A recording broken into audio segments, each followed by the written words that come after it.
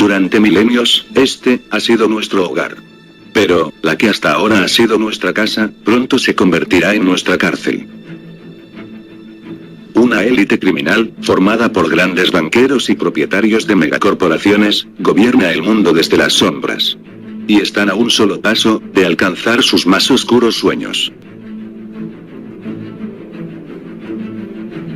1. Crear un gobierno mundial dominado por una pequeña élite. 2. Instaurar una moneda electrónica mundial con el fin de dividir el mundo en dos clases de personas, amos y esclavos. 3. Implantar un chip en cada persona, con su información biométrica, sus datos, y el dinero electrónico que posee, para así conseguir el control absoluto de cada habitante del planeta. 4. Reducir la población drásticamente, para controlarla más fácilmente y administrar mejor los recursos naturales. En definitiva, la élite está a punto de realizar el sueño que todos los grandes criminales han albergado a lo largo de la historia. Conseguir el poder absoluto en la Tierra. Para siempre. Jaque mate a la humanidad. Pero, ¿cómo piensan conseguirlo? Creemos que pueden hacerlo a través de 3 movimientos estratégicos simultáneos. 1. Colapso económico. Crearán una gran crisis financiera internacional, que se agravará paulatinamente, hasta culminar en un colapso económico, centrado especialmente en las zonas euro y dólar. Con el colapso, mucha gente perderá su trabajo y sus ahorros en Europa y Estados Unidos. Al crecer las protestas, la élite creará grupos terroristas antisistema falsos, que provocarán episodios puntuales de caos, inseguridad y crímenes. Con el fin de que la población reclame la instauración de un orden y una autoridad fuertes. La evolución del colapso en Europa y Estados Unidos seguirá caminos diferentes. En Europa, se genera la idea de que ningún país podrá salir solo de la grave situación. Se establece un gobierno europeo centralizado, y se minimizan las soberanías nacionales, ya ampliamente reducidas por la crisis. Las funciones públicas del Estado son privatizadas. Las grandes corporaciones se funden con el Estado. La clase política es desprestigiada. Se depuran responsabilidades de algunos políticos y banqueros por su mala gestión. Se sacrifican peones, pero solo de cara a la galería. Se crean líderes manipulados, salidos del movimiento de los indignados, para encauzar las protestas y ofrecer una ilusión de regeneración democrática y de esperanza. El gobierno europeo se llena de tecnócratas, que sustituyen a los antiguos políticos, tachados de ineficientes y corruptos. Se instaura un Estado europeo unificado, de apariencia pseudo-democrática, pero gobernado por una élite intocable. En Estados Unidos, la crisis provoca graves disturbios. Grupos armados luchan contra el Estado federal, la mayoría creados y manipulados por la élite. Se producen crímenes y víctimas inocentes. El gobierno federal instaura el estado de emergencia y la ley marcial, para retomar el control. Entran en funcionamiento los campos FEMA. Se encierra a los disidentes y a cualquier persona que proteste, acusada de terrorista y antipatriota. Detenciones y represión masiva, en nombre de la seguridad.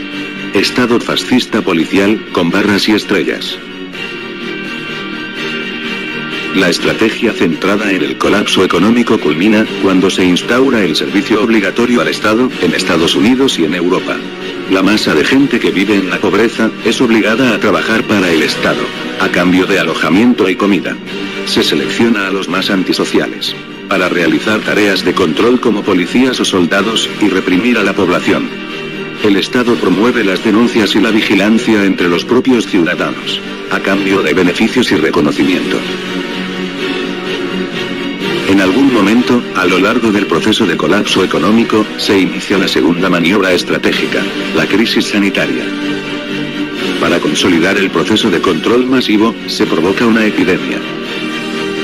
Los medios de comunicación exageran la situación y generan un estado de pánico. Se prohíben las manifestaciones, bajo el pretexto de que ayudan a propagar la enfermedad. Se aprovecha la epidemia para eliminar sigilosamente a los disidentes políticos. Con el avance de la epidemia, las autoridades establecen que la única manera de controlarla es implantar un chip que monitorice a cada ciudadano, para detectar rápidamente la aparición de nuevos brotes. El chip se usa también para almacenar todos los datos de cada persona, su perfil físico y psicológico, y el dinero electrónico del que dispone. El dinero físico desaparece, por considerarse antihigiénico, incómodo e inseguro. En la mente del ciudadano se implantan estas ideas. Chip es igual a dinero. Chip es igual a medicinas. No chip es igual a muerte. Combinados con el chip, Internet y el sistema de computación en la nube, serán la base del control masivo. Toda la información se almacena en servidores remotos, lejos del control del ciudadano, para conseguir el dominio absoluto de la red.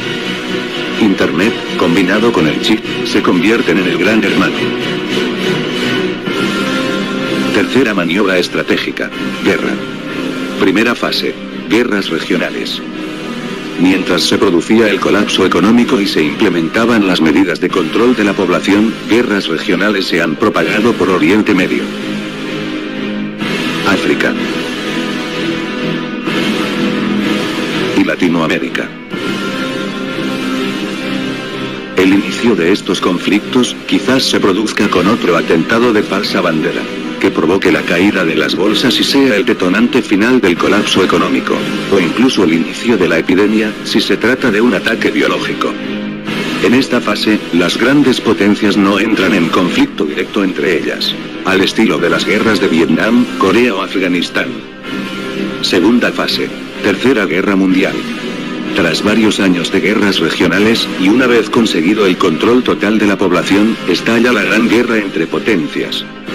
Las grandes masas de población, ahora reclutadas a la fuerza, son enviadas a una guerra caótica y devastadora.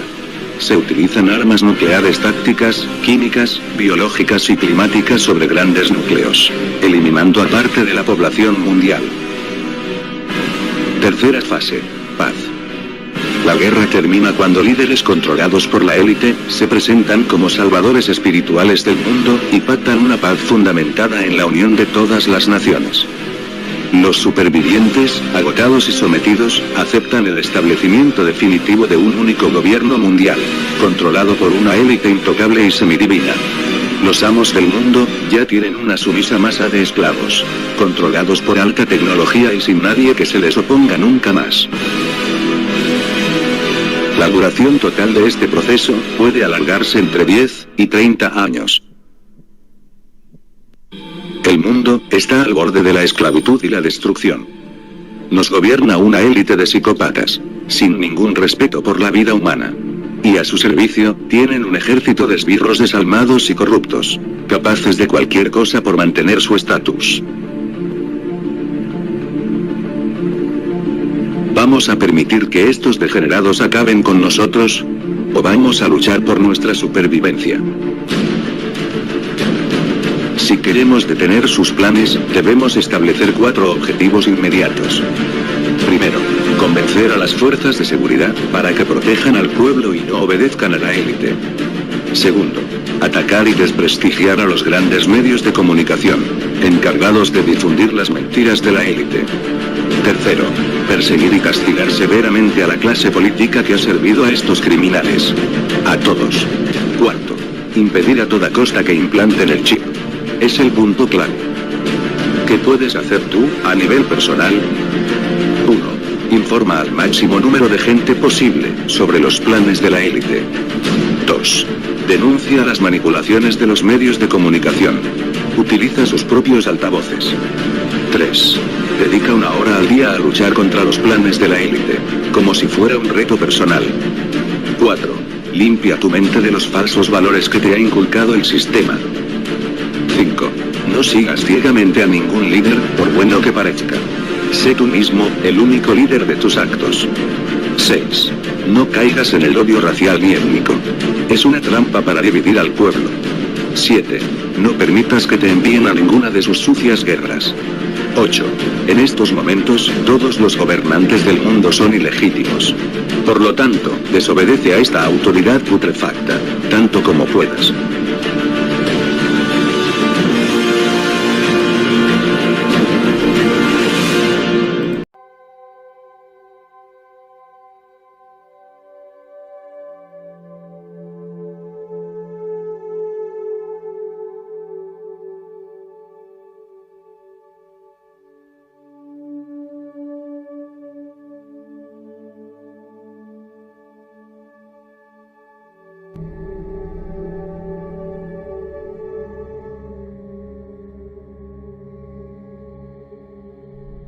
Freedom is a heavy load, a great, strange burden for the spirit to undertake. It is not easy. It is not a gift given, but a choice made, and the choice made may be a hard one. The road goes upwards towards the light, but the laden traveler may never reach the end of it. Man approaches the unattainable truth through a succession of errors. Affliction comes to us, not to make us sad but sober, not to make us sorry but wise.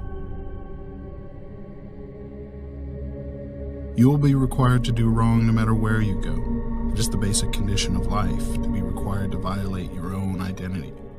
At some point, every creature which lives must do so. It is the ultimate shadow, the defeat of creation. This is the curse at work, the curse that feeds on all life, everywhere in the universe. The gravest error a thinking person can make is to believe that one particular version of history is absolute fact. History is recorded by a series of observers, none of whom are impartial. It is change, continuing change, inevitable change that is the dominant factor in society today. No sensible decision can be made any longer without taking into account not only the world as it is, but the world as it will be. The saddest aspect of life right now is that science gathers knowledge faster than society gathers wisdom.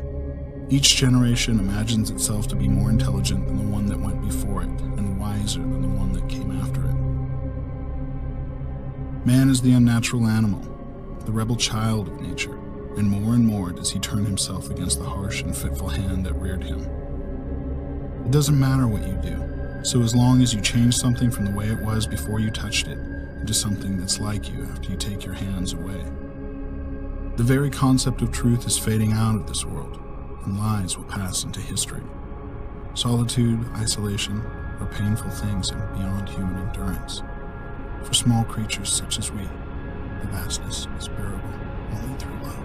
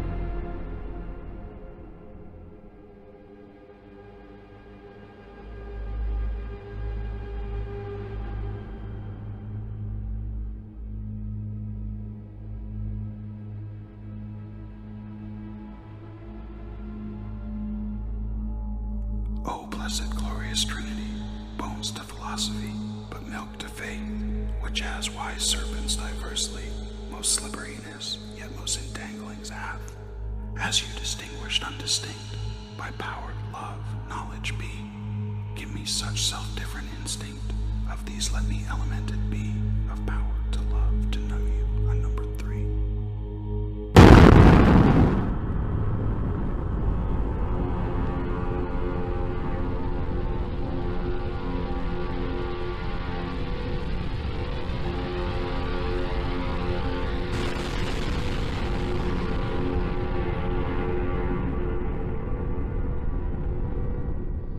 Few people laughed.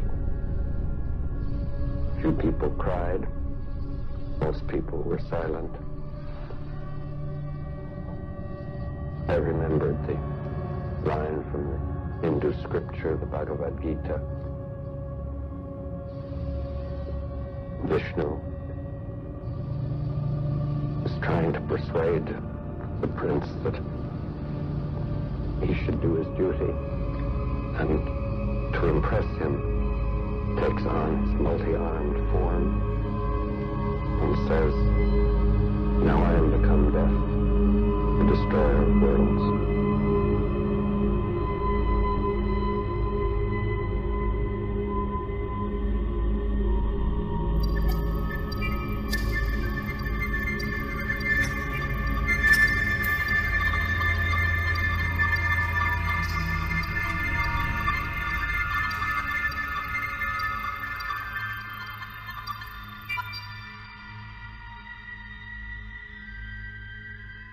When the Trinity nuclear test was done and Robert Oppenheimer said, "We have done this before," he was speaking from an informed perspective. In the ancient Hindu text, the Bhagavad Gita, there is a reference to a bolt of iron charged with the light of 1,000 suns. It describes radiation sickness. It describes elephants screaming and dying. It describes the shadows that are left on the ground after the blast goes off. All things that we're now very familiar with in the nuclear age. The same culture that described what appeared to be the use of a modern nuclear weapon also was describing things like anti-gravity craft that flew through the air with no sound called vimanas. These craft could pass right through a mountain, and they also used some sort of particle beam weapons. You have human-looking beings that are larger than the rest of us and have blue skin, like Krishna, and they also have extraordinary abilities. And in addition to that, you have weird reptilian beings called Rakshasas, who are also codenamed snakes. And these beings clearly appear to be of a reptilian nature. This even goes to the point that you still to this day have temples in India in which there are people called Nagas who have a human-like top, but then from the waist down they literally have a snake's body. All of this stuff takes on a much different investigative hue once we look at the fact that the actual record of what we now know a nuclear bomb looks and acts like is dutifully recorded in these Hindu scriptures. So Oppenheimer was aware that this weapon unleashed a fury unlike anything we'd ever seen before. Prior to Hiroshima and Nagasaki, the scientists were the rock stars. Thomas Edison, Alexander Graham Bell, Marconi, Tesla. These were the rock stars. These were the people who made our lives so exciting that we went from essentially a primitive situation where in order to have food preserved, we have to have an ice box where literally pieces of ice are covered with sawdust, to now we have electric refrigerators. We have electric lights so we can read at night. We have thoughts being beamed wirelessly by radio, and then eventually even pictures through television. This was so exciting. People could travel, transcontinental railroad. All these things were coming out that had never happened before. The private automobile without the need for horses. And then all of a sudden, the nuclear explosion shows that technology hit a screaming brick wall. We could not trust any longer that our toys would be the instruments of our enlightenment.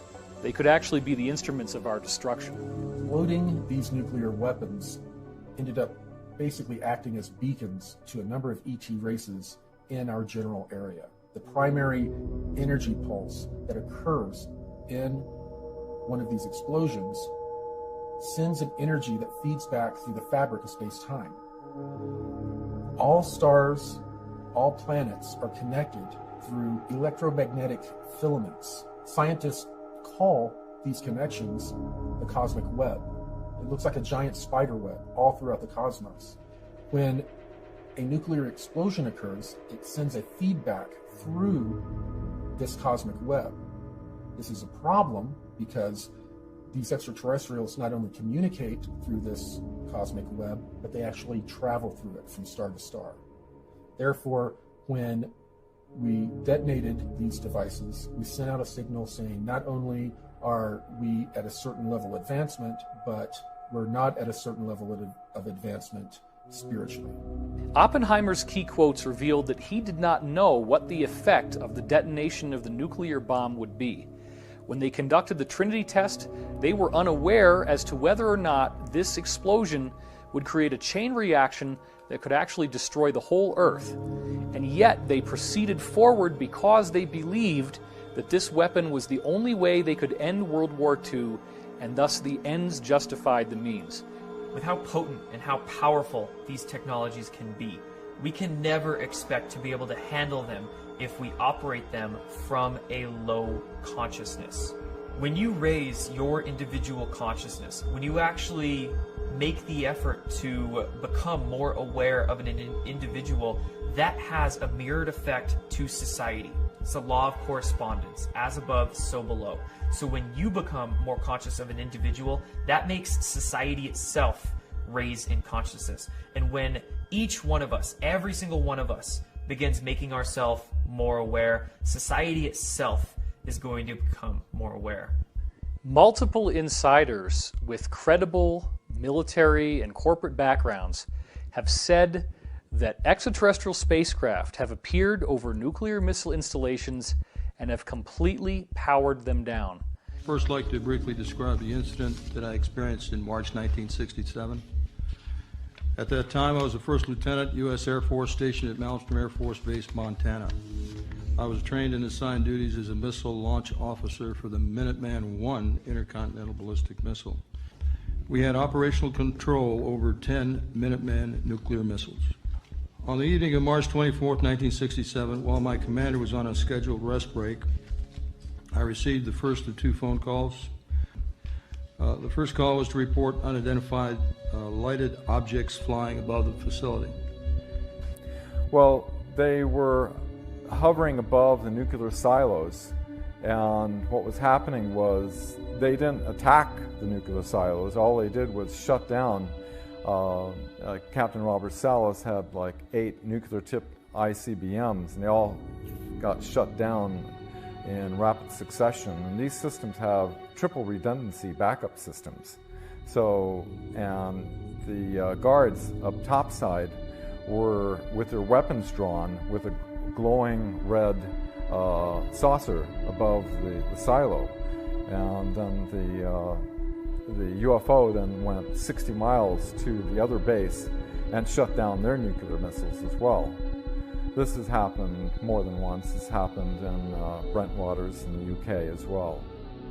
What most people haven't heard came to me from two insiders, Bob Dean and Pete Peterson, where both of them independently told me that in the year 1990, all of the nuclear warheads in the US and in the USSR completely melted down, became radioactively inert, and even the missiles themselves would just sputter around and wouldn't even fly a straight trajectory anymore. Right during this same time that all of these nuclear missiles were literally melted down inside the warhead, we also have this amazing formation appear on a dry lake bed in Oregon.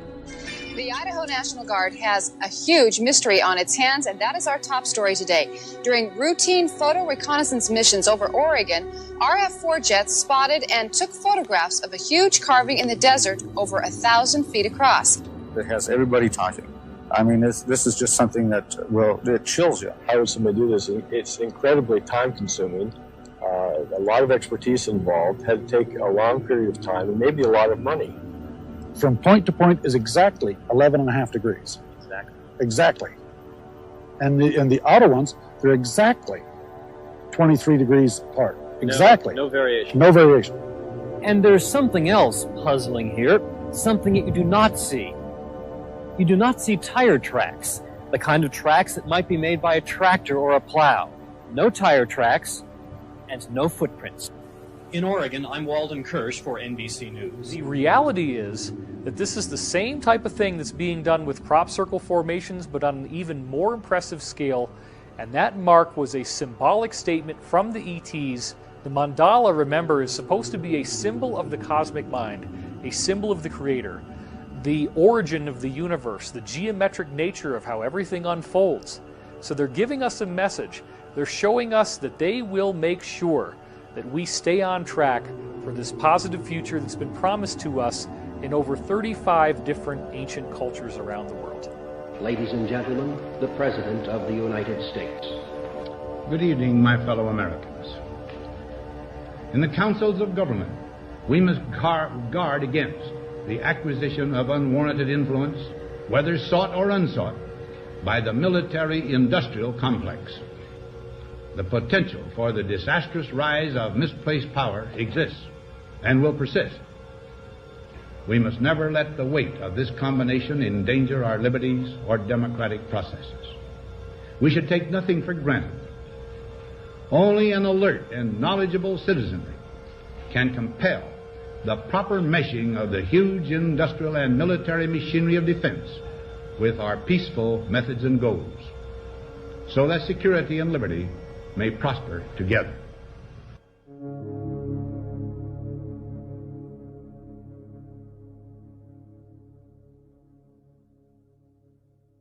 So when I really think about the speech from Dwight David Eisenhower, his farewell speech about the military-industrial complex, it brings up a lot of stuff for me. I was recruited to go off planet in 2006, and it seems to be related to the alternative 3 scenario that relates to creating colonies off planet. And the Mars colony was the planet that was being discussed during that time. And so when we hear about a warning like that, but we don't hear about the actual alternatives or agendas or ET government treaties and some of the things that were taking place, what was he really trying to say? There's so many layers to the military-industrial complex that we're starting to discover now. And I've been definitely researching and digging real deep in order to understand really what he meant. And as many have uncovered and been a whistleblower for, and just my own experience in that Mars recruitment, we discover a secret space program, this multi-level shadow government with compartmentalism, things that happened after the Second World War and the infiltration coming in from Project Paperclip to the American government, MK Ultra having so many branches. So it's like, okay, here's a warning about the misplaced power that exists and will persist if we as an American people don't start to become empowered, which is basically what I got from it. I could feel a lot of pride in a lot of my family members about that speech. But I would say that I'm a family member that has, I think, recognized some layers that were not brought to my attention growing up, that I've been able to sort of share with them. And again, there's compartmentalism. The NSA signed something in 1947 that made it legal, like a law, that you couldn't disclose this sort of stuff without massive ramifications. And here we are in this particular window, without oaths being signed by many of us, with more freedom of speech and more of an ability to bring light to all of this. And that's why the speech is really relevant, because it rings true to today. Those warnings are something that we're beginning to finally uncover. Actually started back in 1955 with the Eisenhower administration that was forced into a treaty, somewhat of a surrender, with a Nazi faction that had been operating.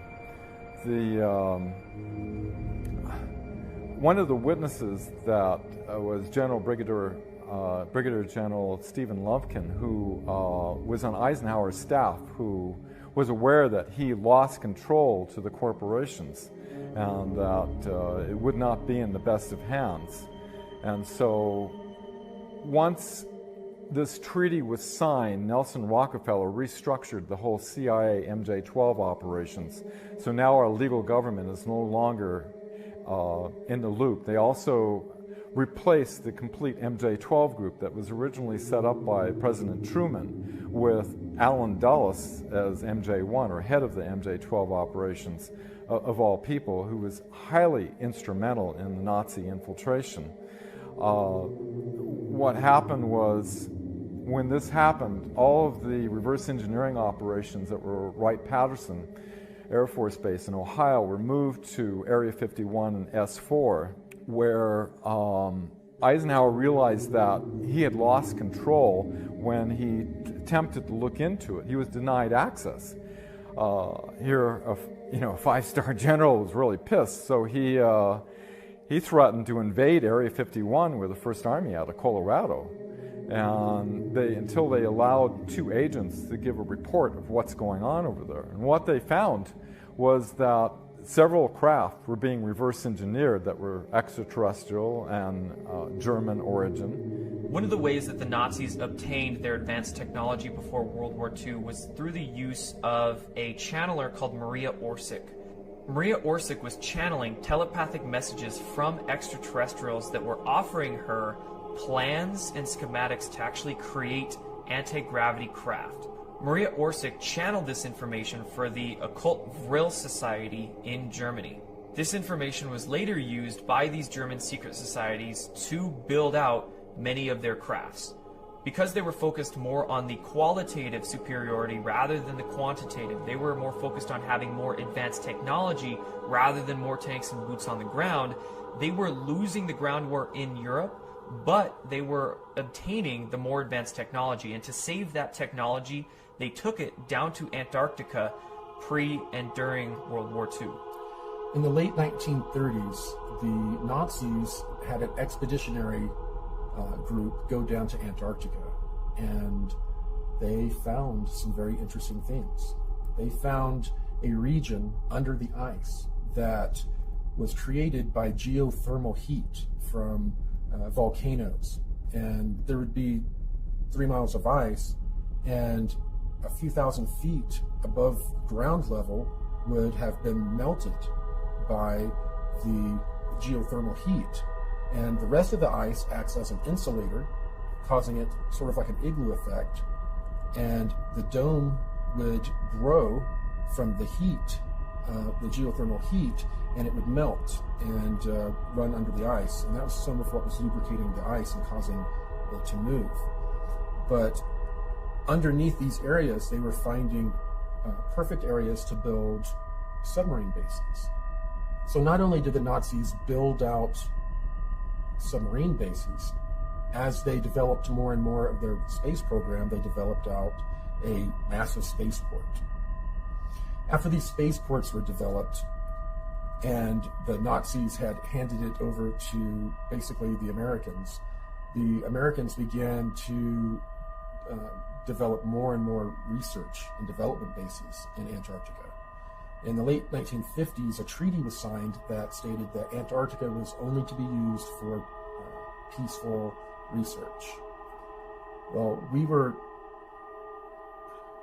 basically arriving and digging giant holes under the ice in various areas and building out these giant complexes, much like I think it was called Project Iceworm back in the 1960s, where in Greenland, the United States Army Corps of Engineers was building out an ICBM base hidden under the ice, and it was very sophisticated.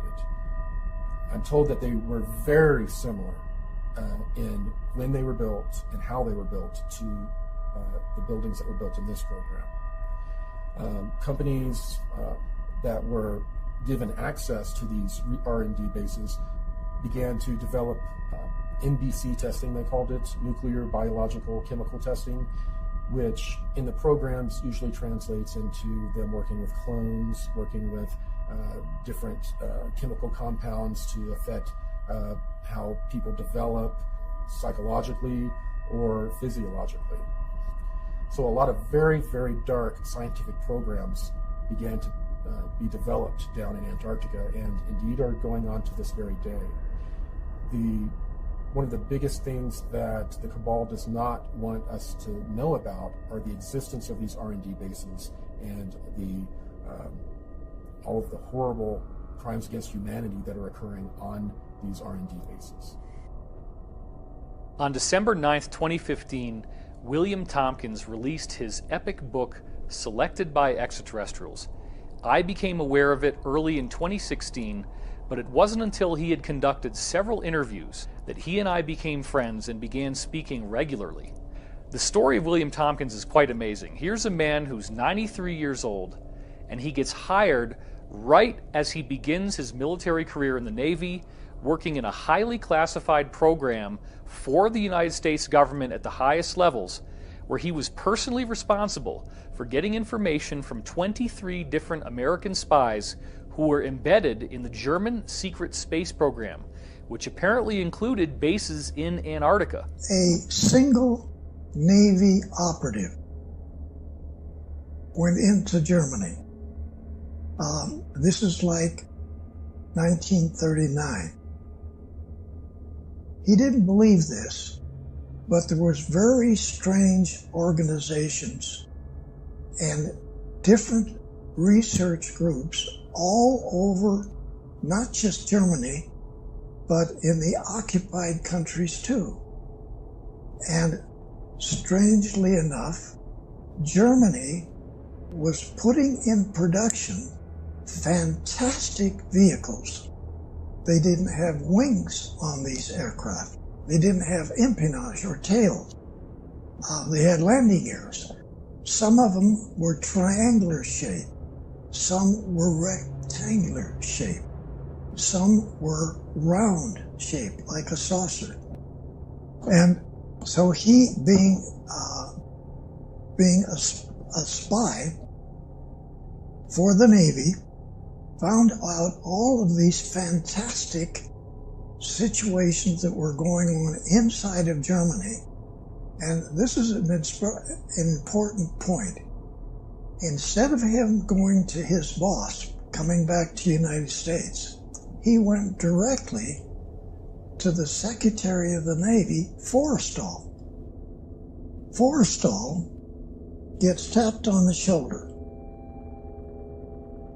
He gets told, don't select a Navy officer to head up these operatives. What? He's told to select somebody who had never been in Annapolis.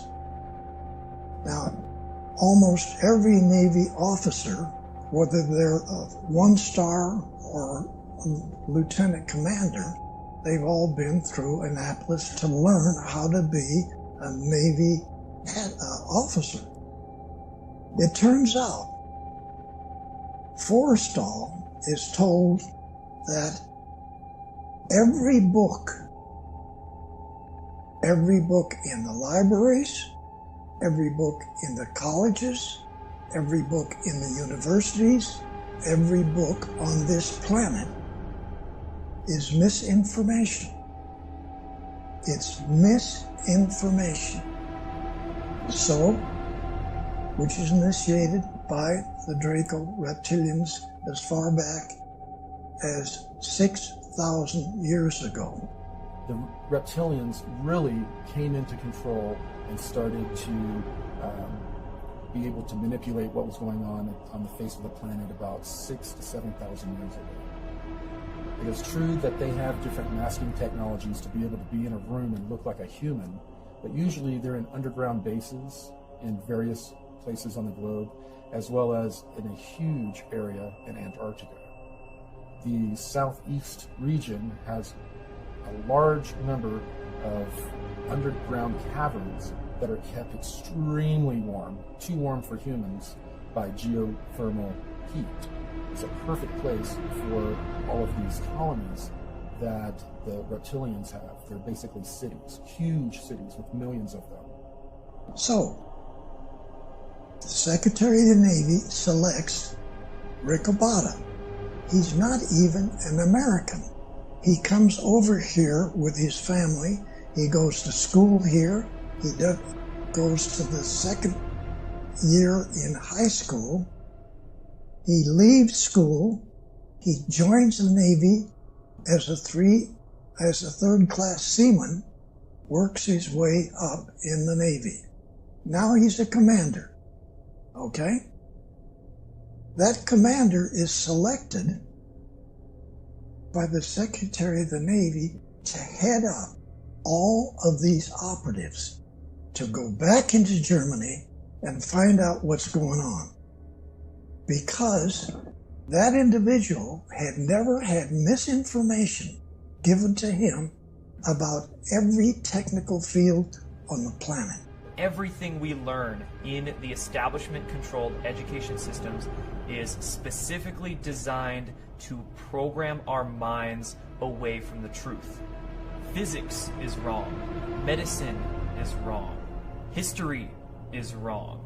Everything we are taught in textbooks is mainly wrong. And this is done purposefully so we don't understand how to move our bodies, how to feed our bodies, what really happened in the past, what technology can really do these days. All of these things, if we learn them, would help us empower ourselves, would help us actually understand what's really going on with our reality.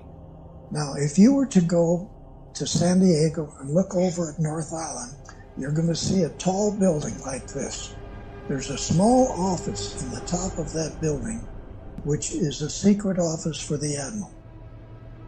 This is where the operatives come to. So the Admiral's aide comes to my barracks, taps me on the shoulder, and he only says one word: he's here. We drive over to that building, we get up to the top, we go into this conference room, a small room. Admiral Riccaboni sits here, I sit here, and one of 3 other bosses that I have are all captains. So now I have 3 captains as bosses, and now a 2-star admiral. He just got another raise. Wow. He just came back from Lockheed. He just came back from Scripps Institute. He just came back from all the aircraft company. Wow. Now he's got these operatives coming in. So the operative sits on the other side of the table. He discloses to us these fantastic things that Germany is doing that make no sense.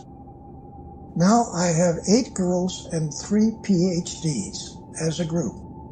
We put together a package from what the operative brings back. Some of it is photographs. Once in a while it's a manual, hardly any manual. A couple of manuals were not even in English, German, or any other language. They were extraterrestrial hieroglyphics. You see all of this stuff. You hear it. You understand what the Germans are doing. They didn't just get documents from the extraterrestrials. They got brand spanking new space vehicles. Here's one. Here's another one. Here's. They brought these. They take you inside. They show you how to drive it. So they put me in a secret laboratory which is designing not flying wings like Northrop does, okay?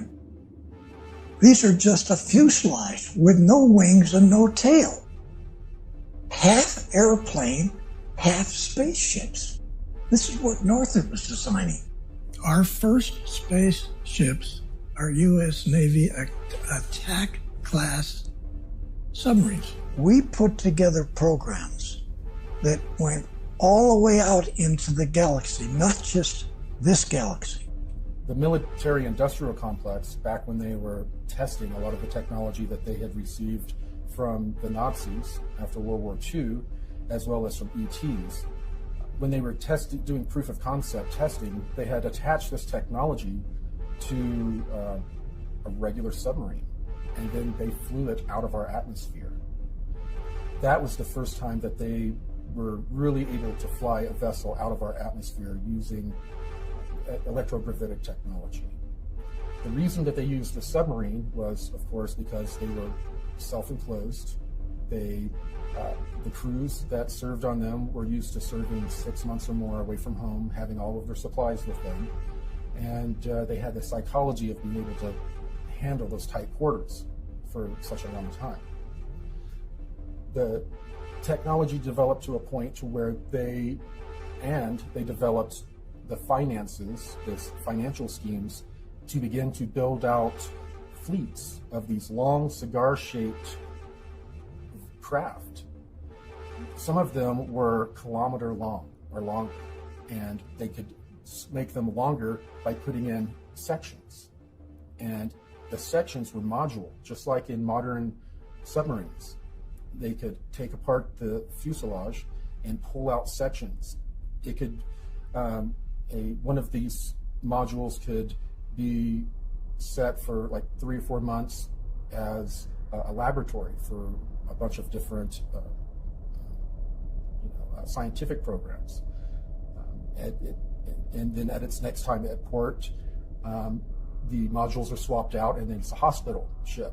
The modules are swapped out the next time, and it's a troop transport, or it's just a long-haul freighter. So these ships are very modular. And in the beginning, they were using power systems that were nuclear. Then they moved to thorium type of electrical generation. And then they moved to some sort of 0 point electrical generation. And that is what they currently use.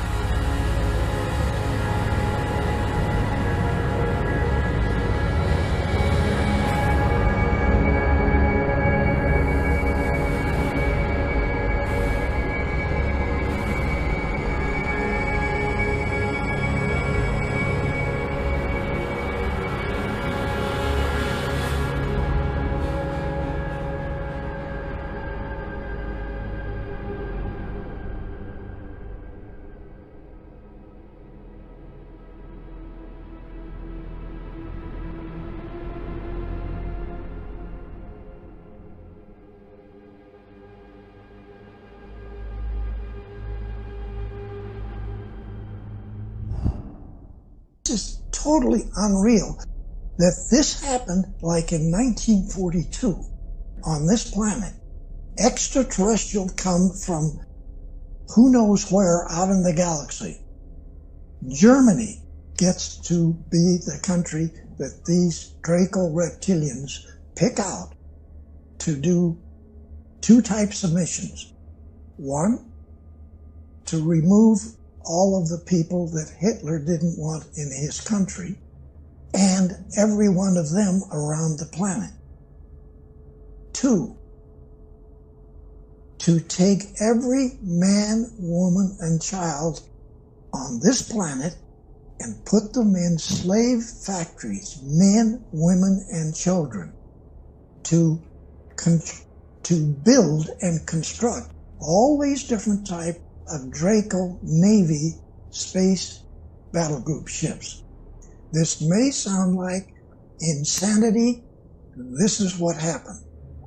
He had concluded from what these insiders were telling him that the Germans had actually made treaties with a highly aggressive and highly negative reptilian humanoid race that they've called the Saurians or the Draco. This treaty involved the Nazis actually being given workable technology that is built with our own conventional systems. They use a sort of mercury turbine, or type of mercury called red mercury. And then they are actually able to leave the Earth. They had a settlement on the moon, they had a settlement on Mars, and they were doing this stuff as early as 1939, even before World War II actually started. As you can imagine, everybody was thinking he was crazy, but yet these insiders were reporting literally standing there, in which you have 8-foot tall, even 12 to 14 foot tall reptilian extraterrestrials, terrifying in appearance, they smell bad, actually advising the Germans on how to build this stuff in these various bases, including that in Antarctica. Operation High Jump was an operation commissioned in 1947 that was led by Admiral Richard Byrd. And on the public level, it was said that this was a scientific exploration. But what happened was that this operation was commissioned with 33 ships, 13 aircraft, and 5,000 men. Now, this was not a scientific exploration with that many men and that many ships. What Operation High Jump actually was commissioned for was to go down to Antarctica and basically root out the Nazi installations that they had built pre and during World War II. The DC flyover was an event that occurred over successive weekends in July of 1952 in Washington, D.C. And what had happened was that there was a mass sighting right over the Capitol building in Washington, D.C. There was many lights in the sky. Now, many people believe that this was a UFO or an extraterrestrial incident, but in fact it was not. It was German saucers, German craft that were flying over the Capitol building and essentially forcing the hand of the Americans to accept many of these Nazi scientists into their control structures. When many of these Nazi scientists came into America after World War II in Operation Paperclip, they infiltrated into basically every power structure in the United States, government, media, medical systems, basically everything. After World War II, James Forrestal went to Germany to tour many of the research facilities that the Germans had over in Europe, and John F. Kennedy actually accompanied him on those tours. Some believe that Kennedy was actually given information by Forrestal about secret space programs and the UFO phenomenon. And near the end of James Forrestal's career, he was also embroiled in many policy struggles within the United States government. He wanted to disclose the UFO phenomenon and the technologies associated with it.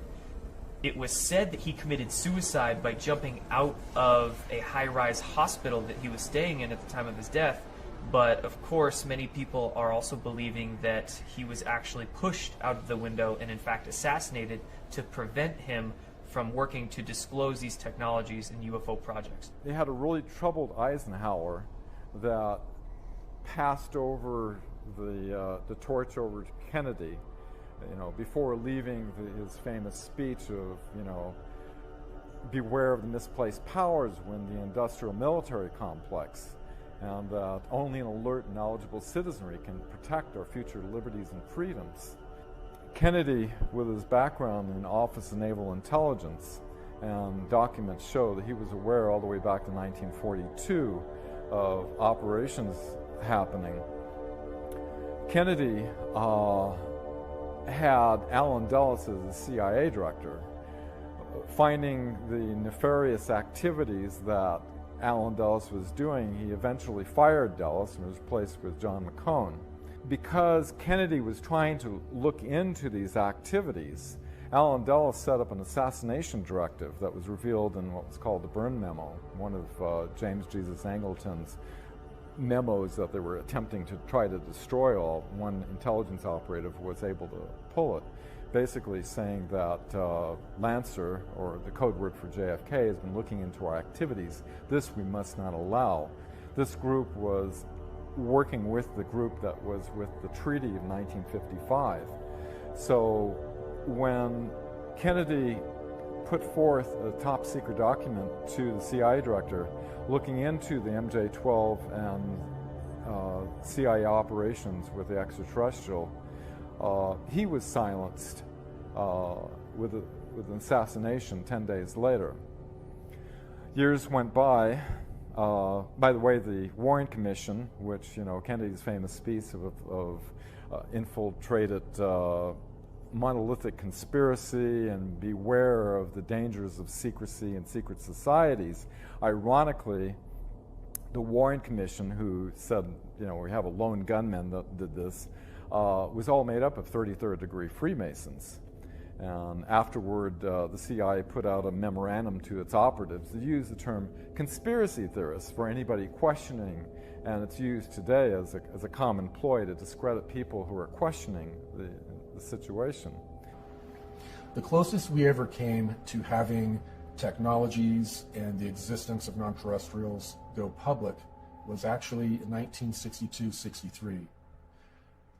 I am told through Alliance sources that President Kennedy was indeed going to make some announcements, and also make announcements that he was going to take drastic steps against some of these secret societies that were running the planet. Therefore, they worked through the CIA to have him eliminated. When he was eliminated in a very public way, the cabal came into power in a very public way. They had been controlling things very covertly up until that point, but since then, they have overtly controlled the destiny of the United States. The very word secrecy is repugnant in a free and open society, and we are, as a people, inherently and historically opposed to secret societies, to secret oaths, and to secret proceedings. We decided long ago that the dangers of excessive and unwarranted concealment of pertinent facts far outweighed the dangers which are cited to justify it. Even today, there is little value in opposing the threat of a closed society by imitating its arbitrary restrictions. And there is very grave danger that an announced need for increased security will be seized upon by those anxious to expand its meaning to the very limits of official censorship and concealment. That I do not intend to permit to the extent that it's in my control.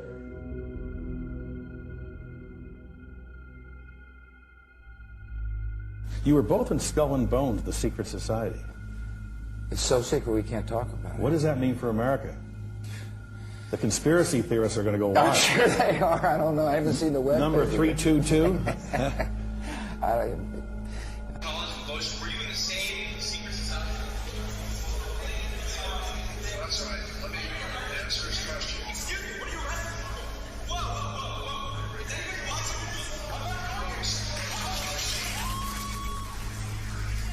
Yale University is 300 years old this year, and were you to visit its campus, you would see that it still has exotic clubhouses, which look like tombs where Yale's legendary secret societies meet. The videotape provides a grainy glimpse into what appear to be the initiation rituals of a secret society that's been around since 1832, whose members have gone on to be leaders of Wall Street and the White House, the Senate and the Supreme Court. What they captured, they say, was initiates, known as neophytes, being forced to kiss a skull, then members performing a mock killing. Still, Rosenbaum says the tape is a valuable artifact, an extremely rare view into the secret society that groomed the American ruling class for generations. Dan Harris, ABC News, New York. We see the remains of humans with elongated skulls all over the world. When you look at Egypt, there are countless depictions of the pharaohs having these weirdly elongated skulls. This includes Akhenaten, Nefertiti, and their daughter Meritaten. In the case of Meritaten, there are multiple granite busts that you can see that were carved of her, in which she clearly has no hair and has this freakishly elongated skull. And remember, this is a culture that was apparently building pyramids at the time that these sculptures were made. The people with the elongated skulls had apparently been keeping their lineage secret and hidden in the Egyptian priesthood. But then remember that Egypt became weak and it was conquered by Rome. What happened when the Romans got in there is that they made a secret agreement with these people in the Egyptian priesthood who still had the elongated skulls, and they created a safe haven for them in the Vatican City. The Library of Alexandria was burned down, but only with a false flag, where they burned tax documents and census documents. They took all the good stuff that included books from before they came to Earth and relocated that to the Vatican Library. Then you go across to the other side of the Atlantic Ocean, and once again you have a pyramid building culture in Mesoamerica with people depicted in their inscriptions who have elongated skulls. And unlike the case of Egypt, with Mesoamerica we now have the added benefit that there are multiple elongated skulls that have been dug up and were not censored, but are actually on display in museums in places like Bolivia. We have the researcher Brian Forster, who is bringing out new examples of elongated skulls, and they are being genetically tested, they're being analyzed, and they have clear physiological differences from the skulls that the rest of us have. These people have very large brains. Discover magazine in the year 2009 came out with an article called "What Happened to the Hominids Who Were Smarter Than Us?" And it describes how in the early 20th century elongated skulls were found in Boskop, South Africa, thus earning them the name the Boskop skulls. And they were given ceremonial burials. Apparently these people were revered in their society. But the article claims that the brain volume is almost twice what ours would be, and thus the average person in their society would have an IQ of 150, and some of them could have an IQ that goes up to 300. These weird elongated skulls were also found in a dig in Siberia in a town called Omsk, and the men who dug them up were so afraid that many of them actually started crying and left their jobs and refused to come back. We furthermore see in the case of the Mongolian conquerors that there were reports of them having weird elongated skulls. And most recently, even in Europe, we have found tombs of the nobility, the wealthy people who preserve their bloodlines, such as in France. And they also have this bizarre elongated skull feature. It wasn't until insiders started talking to me that I thought about the fact that in the Vatican, you see people wearing these mitre hats, and those hats would very nicely conceal an elongated skull. These people with elongated skulls would look like us in their faces, and the hat would conceal the only thing that would make them appear to be different. My research also turned up data on an Italian noble family from the 14th century known as the Dieste clan. And the Dieste clan had very close ties to the Vatican. What's so bizarre is when you look at a painting of Prince Leonello Dieste and someone who is either his sister or his wife, the scholars don't really know, they usually call her Princess Dieste. They both have freakishly elongated skulls in this painting. The story gets even more interesting when you trace the descendants of the Dieste clan, the lineage that they left behind. For what you find is that King George I, who began ruling in 1714, was a direct bloodline descendant of these people who obviously had the elongated skulls in the 1400s. And then you find out that a variety of earlier British consorts, meaning nobility, also were direct descendants of the Dieste clan. Then it gets even more outrageous when you discover that the royal families of Norway, Sweden, Spain, and Denmark are all descendants of the same elongated skull Dieste clan. And let's not forget that only recently we found royal tombs in France and other countries in Europe in which the nobility again had these elongated skulls. And if you think this only has to do with divine right of kings and European nobility, you would be wrong. In 1988, an article in the New York Times traced fully 13 out of all of the 40 U.S. presidents at the time as having a direct bloodline connection to European nobility. In 2012, a 12-year-old girl named Brigitte d'Avignon actually did a much more complex genealogical study of the U.S. presidents using the power of the internet and computers. On the School Watch tonight, the story of a 7th grader from Salinas who claims to have made a major discovery about President Obama. She and her grandfather say that President Obama is related to all but one U.S. president. And she found that 42 out of 43 U.S. presidents all had a common ancestor in King John I from England. And this is not just any old king. This is the guy who actually chartered the Magna Carta, which became the defining element that turned into the British Constitution. D'Avignon says she spent countless hours on the internet over the summer researching the lineage of our presidents, a project that started with her trying to trace her own family tree. But I'm the first historian to do all the presidents. So that's almost all of the U.S. presidents that we've ever had. The bottom line is these people are tracking their lineage, they're tracking their bloodline, and they're making sure that their own people get steered into the positions of the highest power and influence worldwide, including the United States of America. Within secret societies, there can be both good and bad people, white hats and black hats. So many of these secret societies are, of course, involved in very dark practices.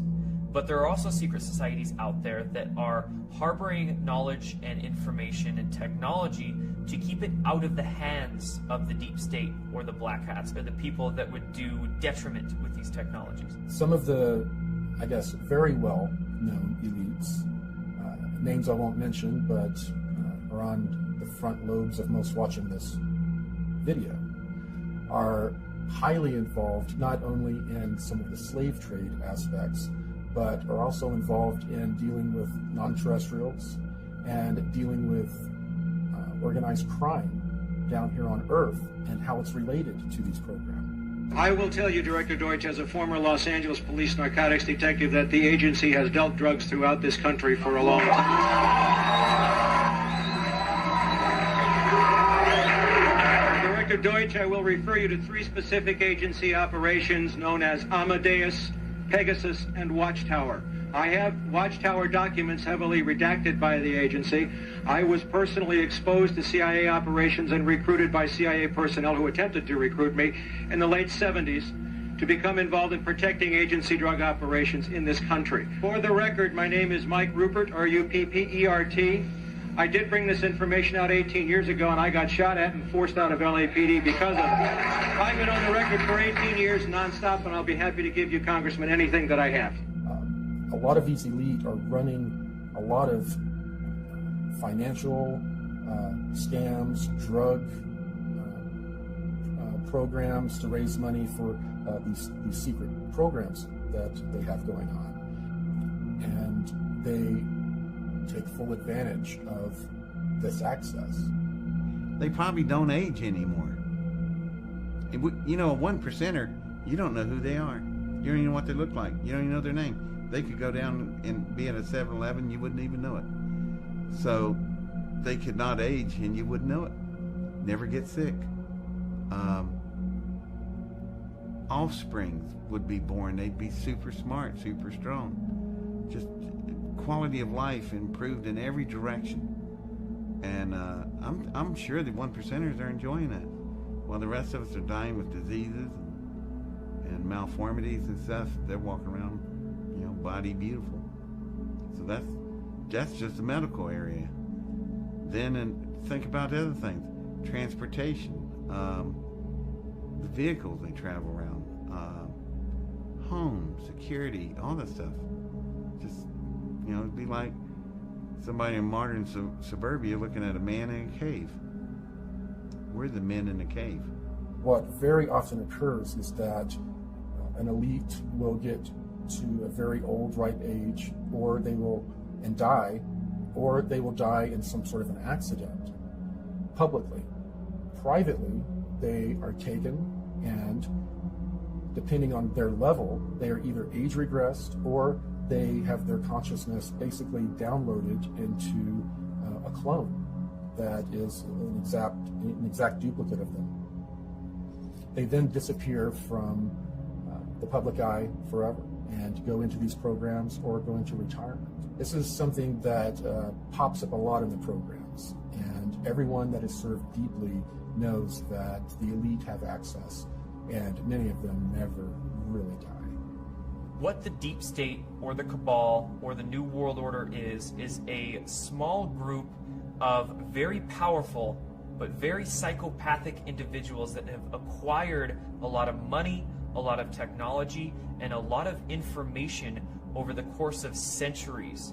Definitely your politicians, the older ones, the one that are chair people that command the power, 1%ers, chairman of the boards, those people, that's ones we never know their names, don't know their faces, and they control all the power.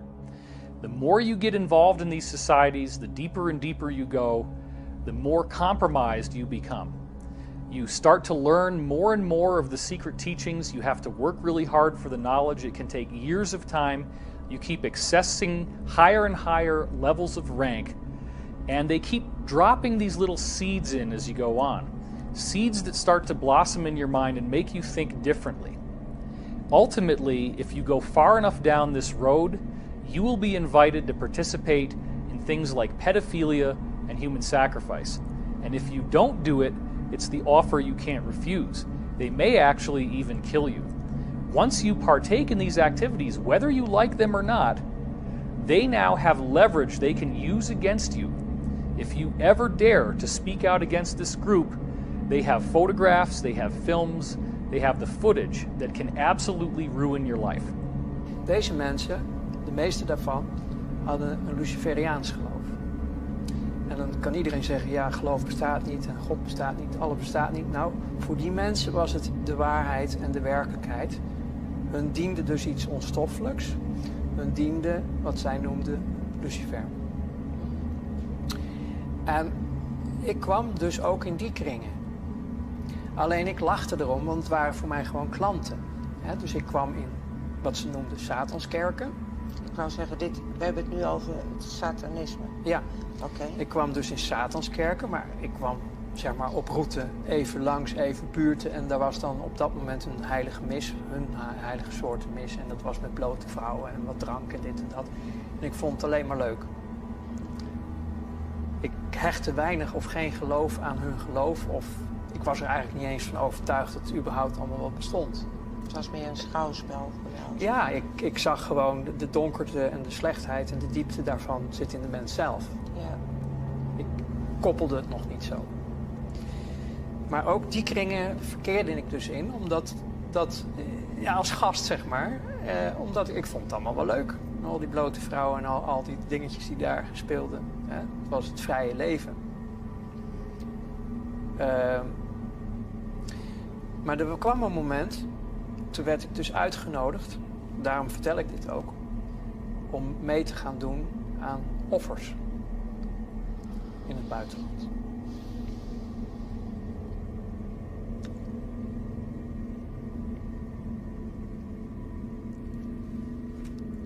Dat was het breekpunt. Kinderen. Oké. Dat werd je gevraagd. Ja, ik kon het niet.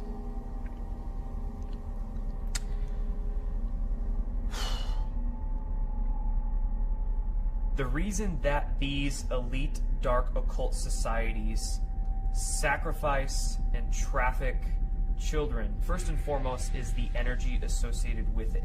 So when a human is in the state of fear and trauma, they release a energy. And this energy can be picked up by essentially negative extraterrestrial beings, negative archonic influences, and they feed off of it. They literally feed off the energetic release of fear and trauma. When these dark groups use children, because a child is not mentally programmed yet as an adult is, they are much more innocent, they're much more connected into their higher selves or into their divine, if you will. The trauma that they release is much more potent than using adults.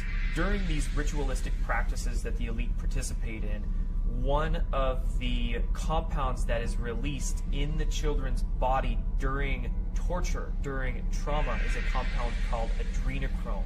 It's released out of the adrenal gland during highly traumatized incidents, and this adrenochrome acts as essentially a drug. These secret societies that make up the deep state are nothing new. This actually spans back thousands and thousands of years, and they have always occulted this information for themselves. We need to understand what occulted actually means. Occulted just simply means hidden in Latin. It doesn't necessarily mean good or bad, it just means hidden. So these secret society groups have hidden or occulted this information for thousands and thousands of years. They've kept it to themselves, and they haven't shared it with anybody outside of their inner circles. The secret societies are really more of a front organization that they use to recruit people, and they will gradually over time find out exactly how ruthless and bloodthirsty you are. It is only as you go farther and farther into this, you become embedded with your brothers in a brotherhood, you become more and more involved, you get deeper and deeper in, that then they start hitting you with the really heavy stuff.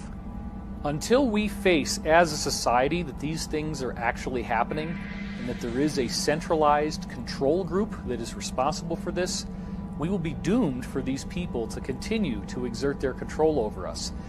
If we don't learn how to respect each other, then we're never going to make any progress. We need to learn from the Me Too movement and understand that there is corruption, there is rape, there is pedophilia, there is child trafficking, there is human sacrifice, there is cannibalism, and all of these things are happening because there is a hidden elite that actually uses these behaviors as part of their religious sacrament. It actually doesn't matter whether you believe that these people exist or not. The bottom line is that they are actually advertising themselves constantly. They do it in movies. There's a whole set of symbols that you can look for in movies that show their influence. They do it in video games. They do it in television shows. They do it in music videos like crazy. They do it in awards ceremonies. And it's always in your face. Now is the time for us to get our heads out of the sand and understand that even if these things do seem unthinkable to us, there are people today who are actively practicing this. The evidence is voluminous, and really what it boils down to is that people don't want to look at the evidence because it is so upsetting. In our obsession with antagonisms of the moment, we often forget how much unites all the members of humanity.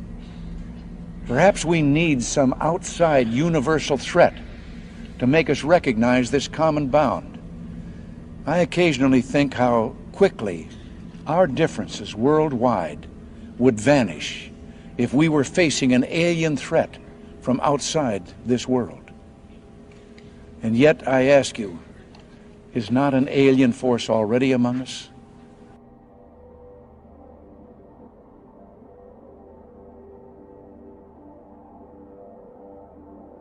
Solar Warden went active 1980, 1981. It was funded in large part by SDI through President Reagan, though that money was funneled off in many different programs. Solar Warden was developed to do exactly what its namesake says, to police our solar system. We had the technology to prevent these interloper ET races from coming into our solar system, grabbing our people and leaving. We could now stop them. So Solar Warden was developed and began to do its job of policing the solar system.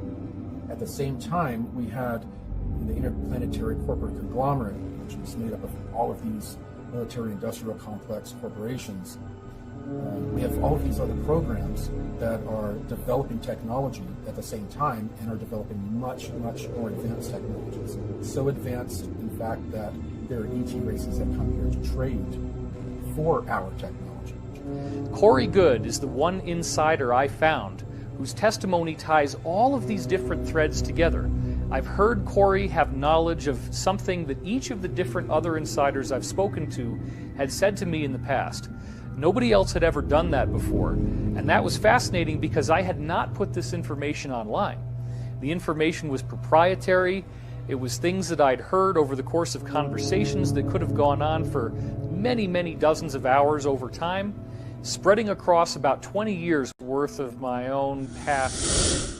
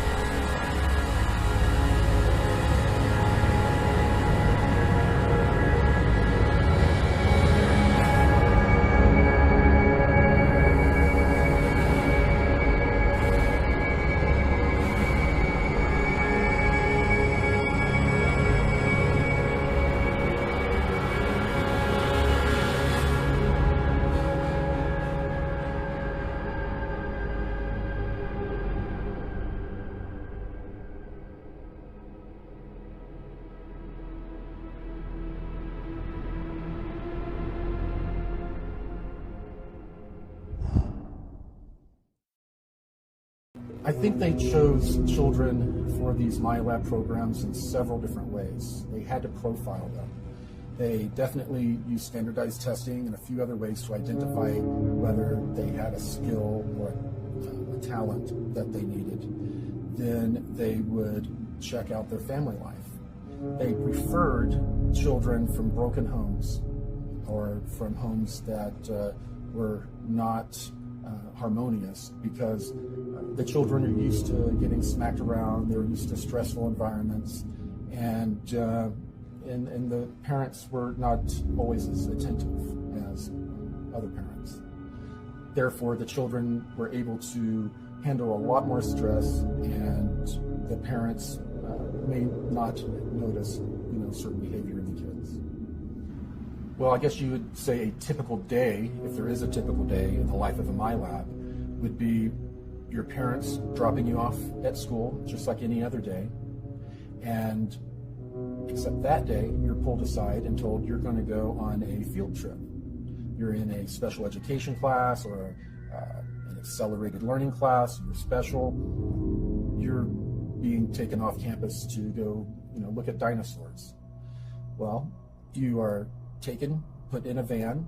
Usually a person is driving that is military looking, sometimes in uniform. They would then drive us for a little over an hour to Carswell Air Force Base. We parked inside this hangar that was a motor pool, and we walked to the back, and there was an elevator. And the elevator went down quite a ways. And when we came out, we were underground in a Cold War era type bunker. That would then lead us to another set of elevators that would take us down, where we would get on underground trams that would, there were trains that would take us over 500 miles per hour anywhere in the world. When we were sent to one of these locations through one of these shuttles, we would then go through, sometimes because of travel time, we would only get 45 minutes of training in, sometimes 2-3 hours of training in.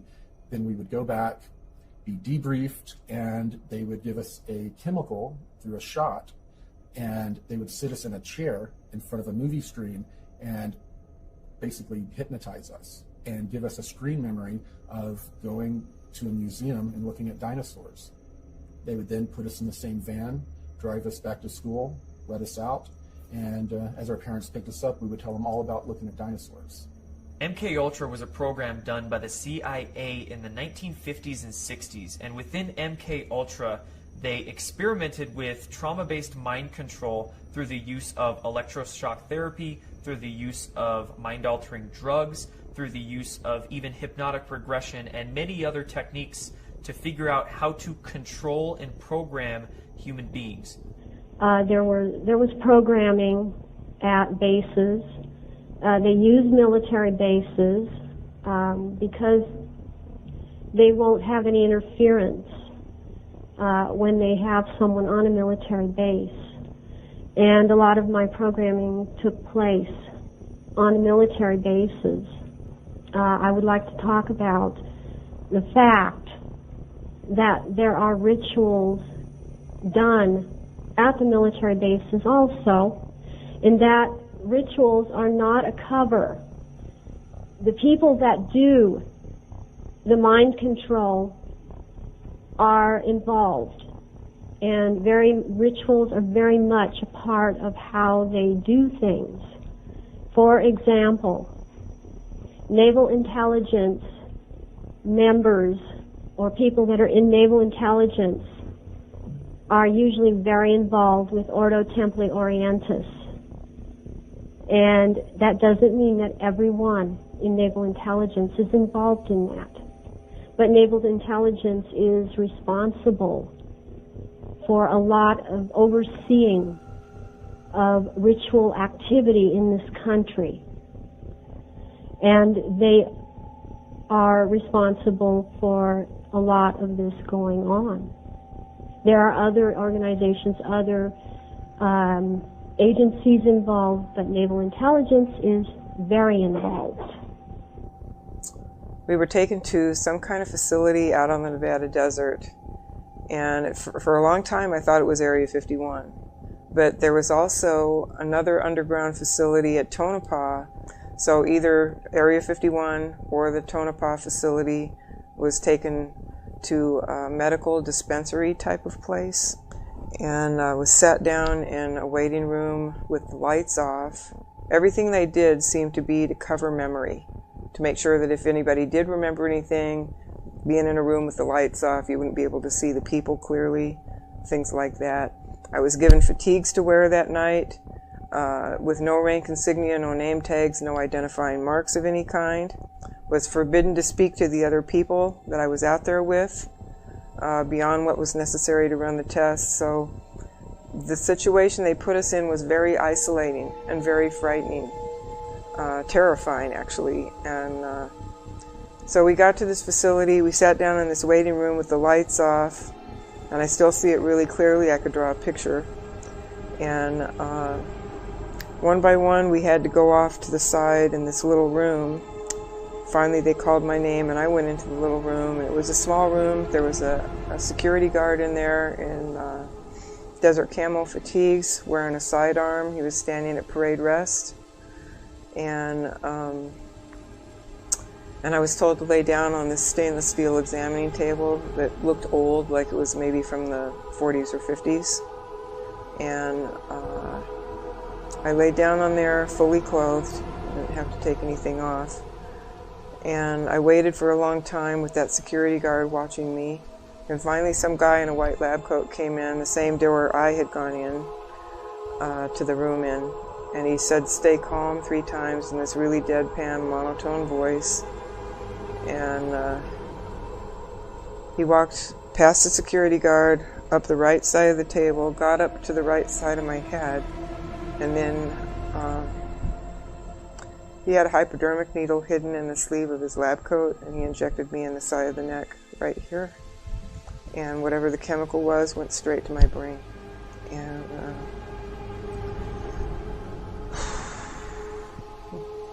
so I'm kind of in shock from whatever this injection's doing to me, because it went straight to the brain, and I was like, you know, in shock. Suddenly there's 2 guys on either side of that table pulling me up by the arms and dragging me off the table and down through this doorway where there was a long flight of stairs going down. And for some reason I remember it as one long flight going down, not switchbacks like a lot of store cases are. It was just straight down. They half carried me, half dragged me down those stairs. And at the bottom of the stairs there was like this little room that had a one-way mirror in it. And I went through the effects of that injection in that room. And I felt like,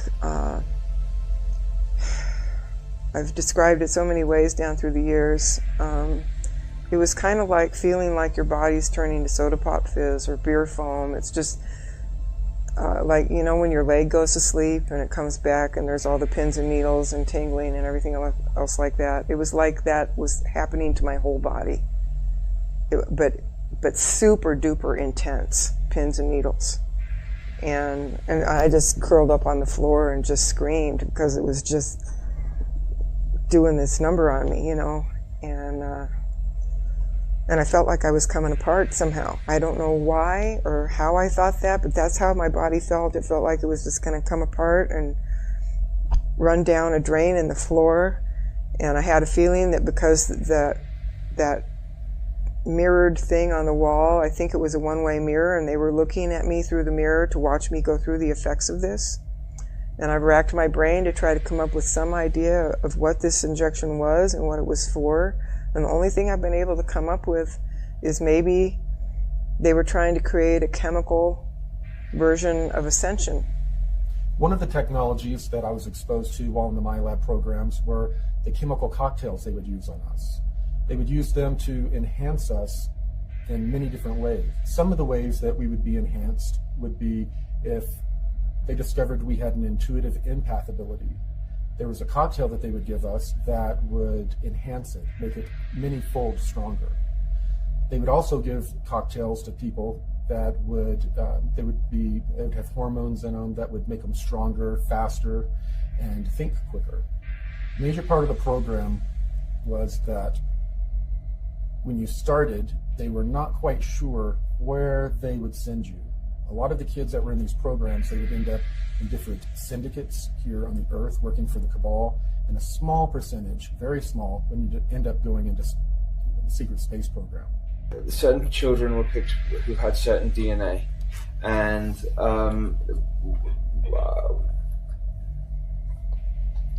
I was connected with that.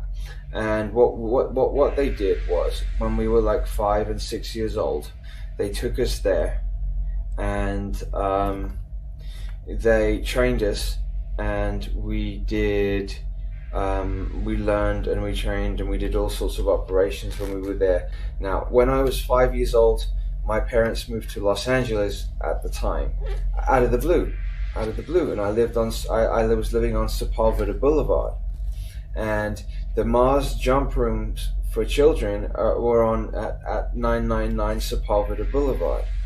I now know. So and I didn't know, so I had these memories before I knew that this particular information about these Mars jump rooms on Sepulveda Boulevard.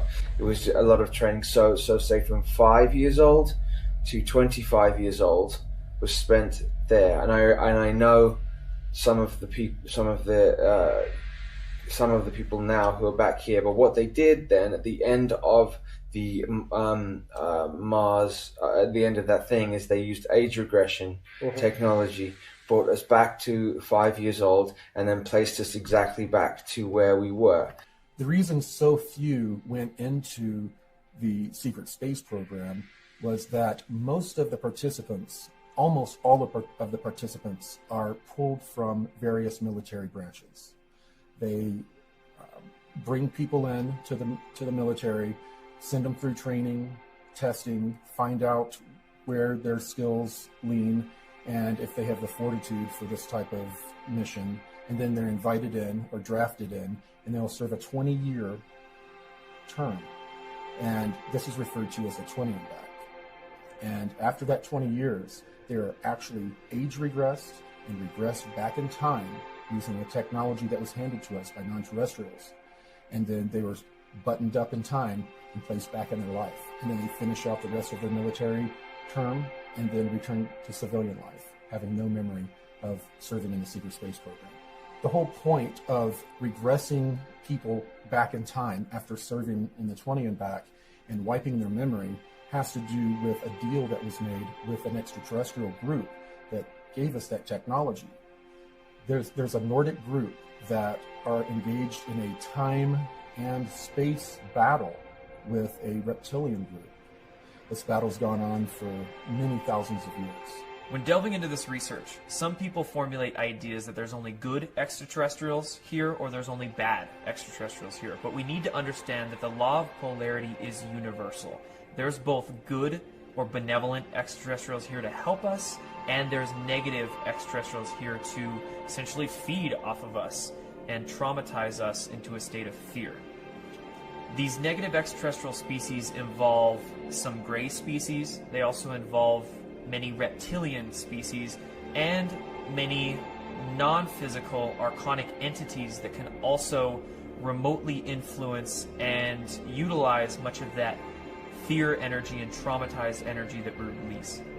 Towards the end of my training, it started to become pretty clear that I had done very well in the intuitive empath training. I'd done very well in the rest of the general training that I was given. And I was starting to be introduced to non-terrestrial beings. So it became very obvious that I was going to be interacting with non-terrestrials, and I assumed it was going to be in an off-world environment. Little did I know that I was going to be drafted in this program when I was 16 years old. And it was during my Christmas break, between the age of 16 and 17 years old. I turned 17 in February. I was taken from my room. I was then taken to Carswell Air Force Base. I was then transported to the moon, where I sat and signed a bunch of papers that were non-disclosures, were just a big stack of papers signing my life away when I wasn't even 17 years old yet. The Lunar Operations Command is a moon base, and it was built out originally by the Germans in the late 1930s, early 1940s. While they were building this complex, they had utilized an ancient alien building that was not too terribly far away. They had found a bunch of these buildings on the moon, and they had found one of the buildings that they were able to patch up with some of the concrete they made from the local regolith. They then were able to pressurize it and use it as a base of operations while they built out the Lunar Operation Command. After a number of years, and after Operation Paperclip, it served its purpose and integrated the Nazis into the military-industrial complex, the LOC was handed over to the Americans. When approaching the moon from Earth in an electrogravitic craft, you will find the moon will be at a distance, and then it will grow very quickly in front of you. And then the next thing you know, you are above the surface. You will then fly in the electrogravitic craft at breakneck speeds, except you don't feel inertia.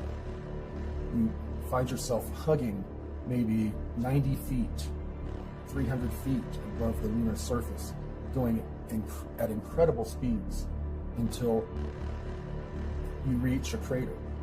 And then you find yourself orbiting a crater. The person piloting the craft radios in, requesting permission to land. You don't see anywhere to land. All of a sudden, a little haze kind of occurs, and then there's a base. It's the Lunar Operation Command. And as you fly down and over, there is a control tower where they control the air traffic. As you fly around this base to make your final approach, you see a secondary crater. And as you fly down into that crater, it's fairly deep, and you end up popping out into a lava tube section, where you immediately see a giant building built into the middle of that lava tube that blocks it. And it's built kind of like the shape of a bell. And it looks like the outside of a battleship almost, the way it's built. You then fly in and land in the bay, and you're now at the Lunar Operation Command. Well, some of the testimony that's come to me over the last year in particular has been nothing short of startling in terms of the degree to which the space program, the secret space program, has expanded. I've talked to people who have said that there is and has been an ongoing extrasolar planetary colonization program that's been going on for decades and decades. I mean, to the point where one of the people who had actually gone, and this was the claim that he made, that he was on a warp-capable spacecraft that went from here to the edge of the Andromeda Galaxy in 20 minutes, and that when they got there, they located at least 8 Earth-like planets in some of the star systems along the edge of the galaxy, and 8 of those planets had human life on them. They were Earth-sized planets with sun-like stars similar to our sun, at approximately the same distances. They wound up using some kind of radio telemetry sensors to determine which ones were broadcasting in conventional radio and television signals. They found 2 planets like that, 2 of which were speaking English. And the minute I heard this, I thought, well, this is complete baloney, or this system, this whole program has been going on for a lot longer than anybody would have dreamed.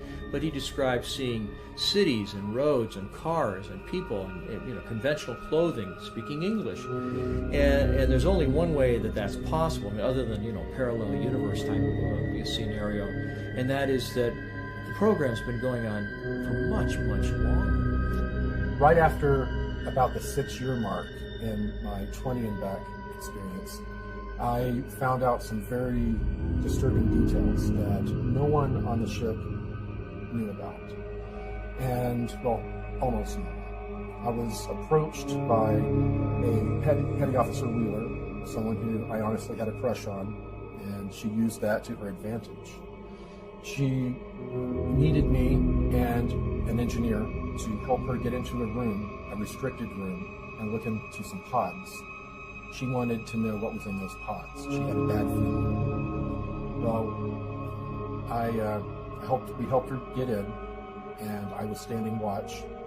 She and the engineer opened up one of the pods, and they were cryogenic chambers, and they were full of people that had basically looked like they'd been filleted and cleaned and sent to the market. While I saw this a little bit from a distance, some gas was escaping from this pod, and it overcame the petty officer and the engineer, and they collapsed. And as I was turning to run through the door I was watching through, I collapsed. After I came to in the sick bay, they had explained that the two others had died in the accident and that I was being held for debriefing. I was then debriefed, told not to repeat the information to anyone else. If I wasn't a valuable intuitive empath, my fate would have been much different. So they sent me back to my regular duties and told me that from time to time I was going to be pulled over to work on a different deck on a different project. And this project was basically a galactic slave trade. It turned out that for many decades, while we were developing the technology to try to fight some of the negative ETs, there were extraterrestrials that were coming into our solar system, were coming to our planet, would swoop down and kidnap people and leave, and then take them and trade them off into some sort of galactic slave trade that's going on. After a while, the benevolent powers that be decided, you know what, this is a commodity. If we start calling our own people and trading them off to these extraterrestrials, we can get trinkets, we can get technology, we can get biologicals, and that's what happened. They would trade human beings for biological samples, much like what Emery Smith would end up receiving in his lab and doing different experiments on. And they would also get technology, and they would trade the humans off. The humans would go off to be used in any number of ways. Humans are very coveted. People aren't only leaving to be food for reptilians. That's a small percentage. Most of them are being used for their skills. Humans are very well known for our engineering, our creativity, our ability to bring things from our mind and create them and engineer them. And strangely enough, we are coveted and used in that fashion. So the Cabal group has been basically utilizing human beings as a resource. So as little groups of people from all of these different programs started to join and work very quietly and secretly to not only find out the full truth of what was going on, but find a way to combat it. The SSP Alliance is a very small fraction of the overall secret space program or secret space programs, under 1%. So the only technology that they have is what they brought with them when they defected. It is a ragtag group that is doing their best to bring full disclosure to humanity. They don't want a slow, protracted disclosure. They want all of these technologies given to all of humanity at once, not to any one group, any one country, to everyone at once. And that is what the Secret Space Program Alliance has been working for. The collective story that these insiders have shared with me is much bigger than where the UFO community had been going up until then, and thus it has utterly revolutionized the whole basic discussion of what everyone is now talking about. Whether they agree with it or not, everyone has had to deal with the concept of the secret space program.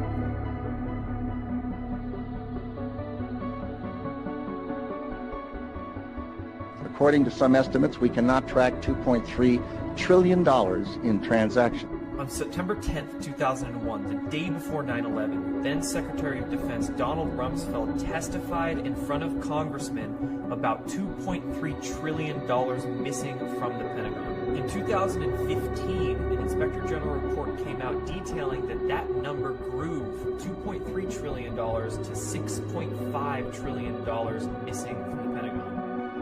This money is going into unacknowledged projects both above our heads and below ground, into deep underground military bases and secret space programs with technology far beyond what many of us can even realize.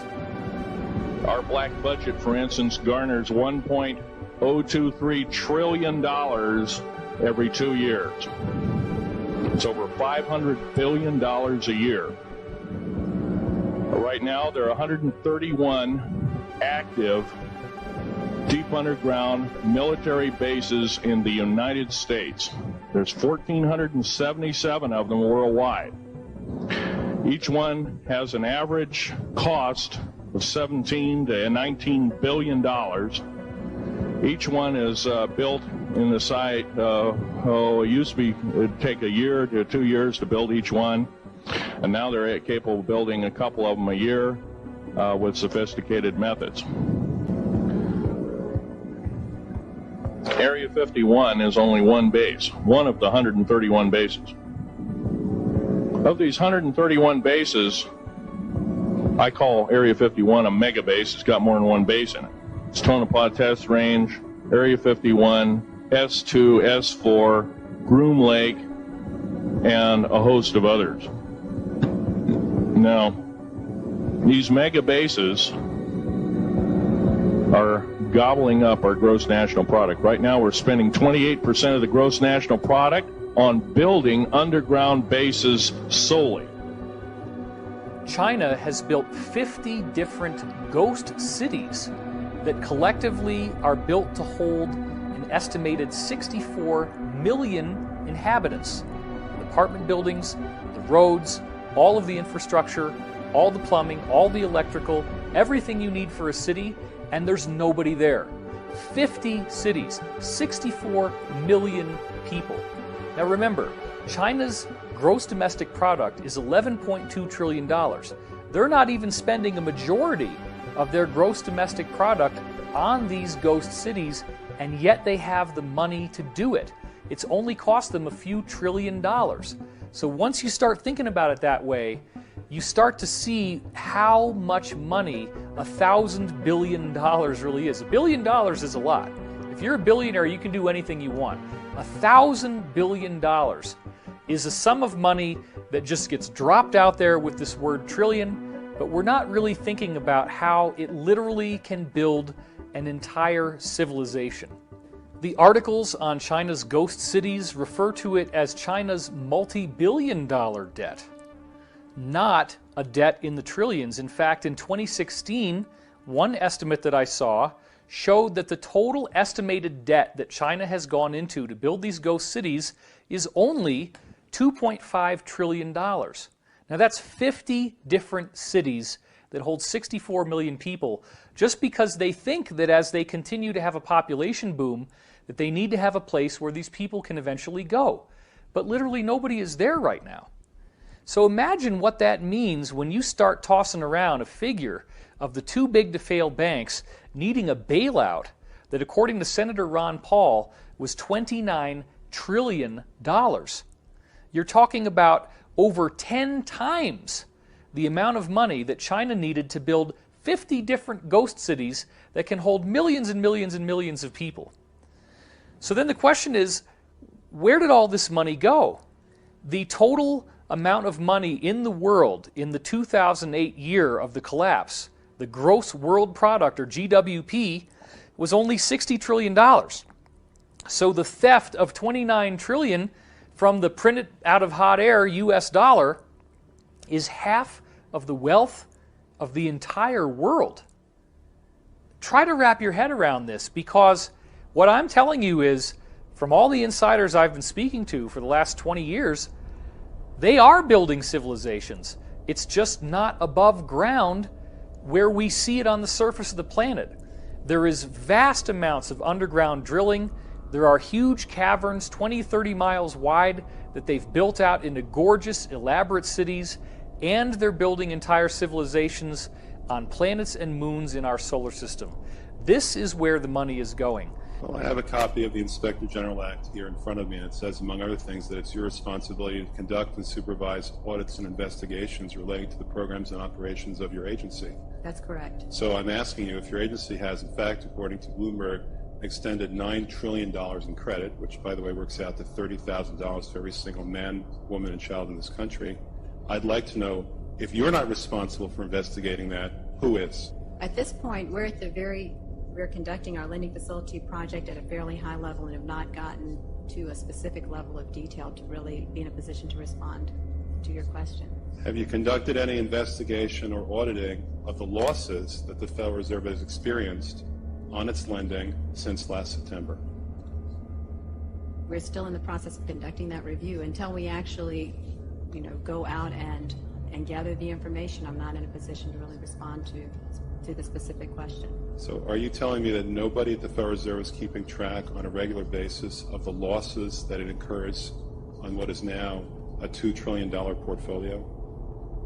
Until we actually look at the program and have the information, we are not in a position to say whether there are losses or to respond in any other way to that particular. Mr. Chairman, my time is up, but I have to tell you honestly, I am shocked to find out that nobody at the Federal Reserve, including the Inspector General, is keeping track of this. What's amazing is that right now we're seeing the very first audit of the Pentagon ever. And this audit could very well begin to expose the trillions and trillions, upwards of even 21 trillion, if not more money than that, begin to be exposed. And we might even find out very soon where all this money actually went. Let's go back now to the LIBOR scandal that happened in the wake of the 2008 economic collapse. LIBOR is an acronym that stands for London Interbank Offered Rate. And what we're finding is that these too big to fail banks are only appearing to be in competition with each other. The LIBOR scandal revealed that these guys are calling each other on the phone, colluding about how to rig their own interest rates so that one appears to be winning, one appears to be losing, but they're actually like branch offices of a single larger corporation. All of the apparent competition, oh, these guys' stock is going down, oh, it's a bloodbath. No. They're doing all this together. They're competing only on paper when in fact it's collusion. This is financial organized crime on such a massive scale. How can you arrest all the banks? They're too big to fail. This gets into a law that was passed in the United States in 1970 called the RICO Act, which stands for Racketeer, Influenced, and Corrupt Organizations. And that act was built to be able to take down massively organized crime. None of this really makes sense until you get back into the idea of the Federal Reserve System. Now, up until the Federal Reserve was founded in 1913, the United States essentially was in control of its own currency. This same banking cartel that we've been talking about worked behind the scenes to create a series of fake economic crises in the late 1800s and early 1900s, which caused regular Americans to have their savings wiped out. This became such a crisis that people were desperately calling for reform. And then the government comes along and says, look, we're bribed, corrupt politicians. We don't really know what we're doing. They have spokespeople saying these kinds of things in the media. Let's bring in the investors. Let's bring in the British bankers, the people who really know how to make money. They've been doing it for a long time. They're not just going to hold an office for a few years and go disappear. They are the guys who really understand how to run a financial system. So what did we do? We handed over the issuance of American currency to a private corporation of private bankers. When you see Federal Reserve note on the US dollar, that means it's printed by the Federal Reserve. The Federal Reserve, since they came into power just over a century ago, has eroded the purchasing power of the US dollar by 99%.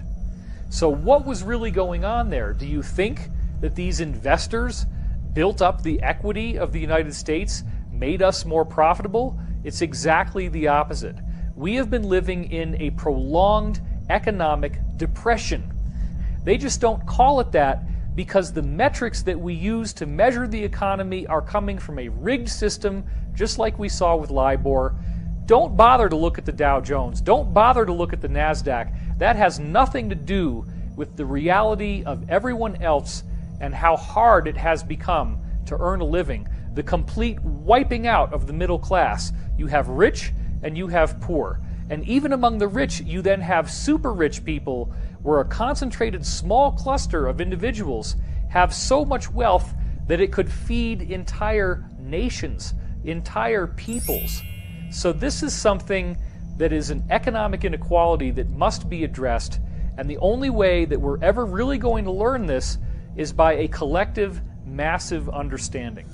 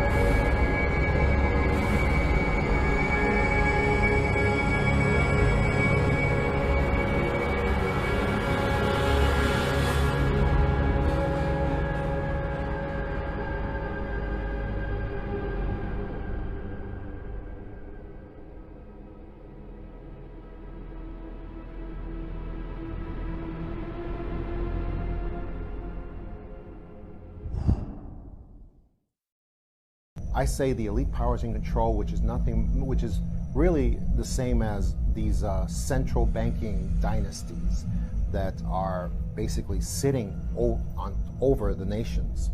They are a form of global government, except that they are not government at all. They're just dominants. They are dominants. They are the ones that issue the orders to all the nations. As we saw clearly in 1947, after Roswell, we saw these elite powers in control issue these orders to all the nations that anything real that comes up in regards to alien visitors or UFOs must immediately be covered up at all costs, no matter what. And that was the first, that was how that wall, the embargo of truth, that Berlin Wall went up originally in 1947. And that's an example of them in action over the nations. And that's the reason why disclosure and the images that conjures up in our minds is not a real thing, really, because the nations, whether you're talking about the United States or any place else, they don't have the actual agenda of aliens to reveal. They're not on the inside of that. They really aren't. The nations just follow orders. That's all they do. And that's what they're doing now, and that's what they always do. And when you see them all doing something strange or something that seems out of the ordinary, it's because they're following the orders of the elite powers in control. We stand at the birth of a new millennium, ready to unlock the mysteries of space, to free the Earth from the miseries of disease, and to harness the energies, industries, and technologies of tomorrow. A new national pride will stir our souls, lift our sights, and heal our divisions.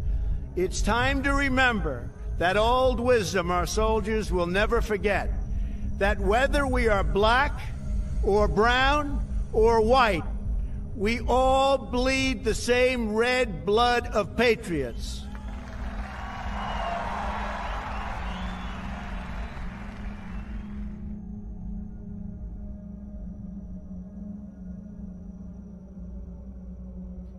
After the inauguration, the president signed a number secret memorandums stating that he wanted the release of advanced technology, and a lot of this technology was involved in the space program, and he was very aware of it.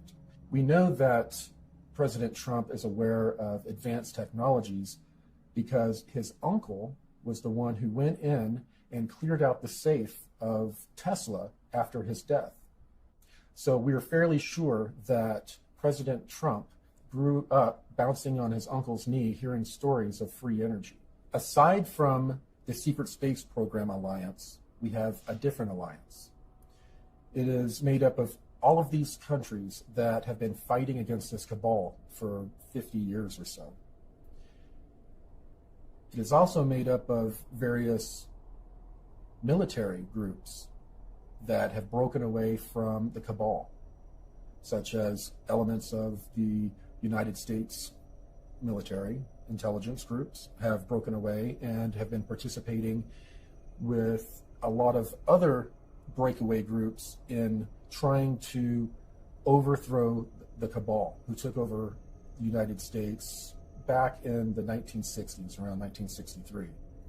This alliance, Earth Alliance, began to get more and more organized.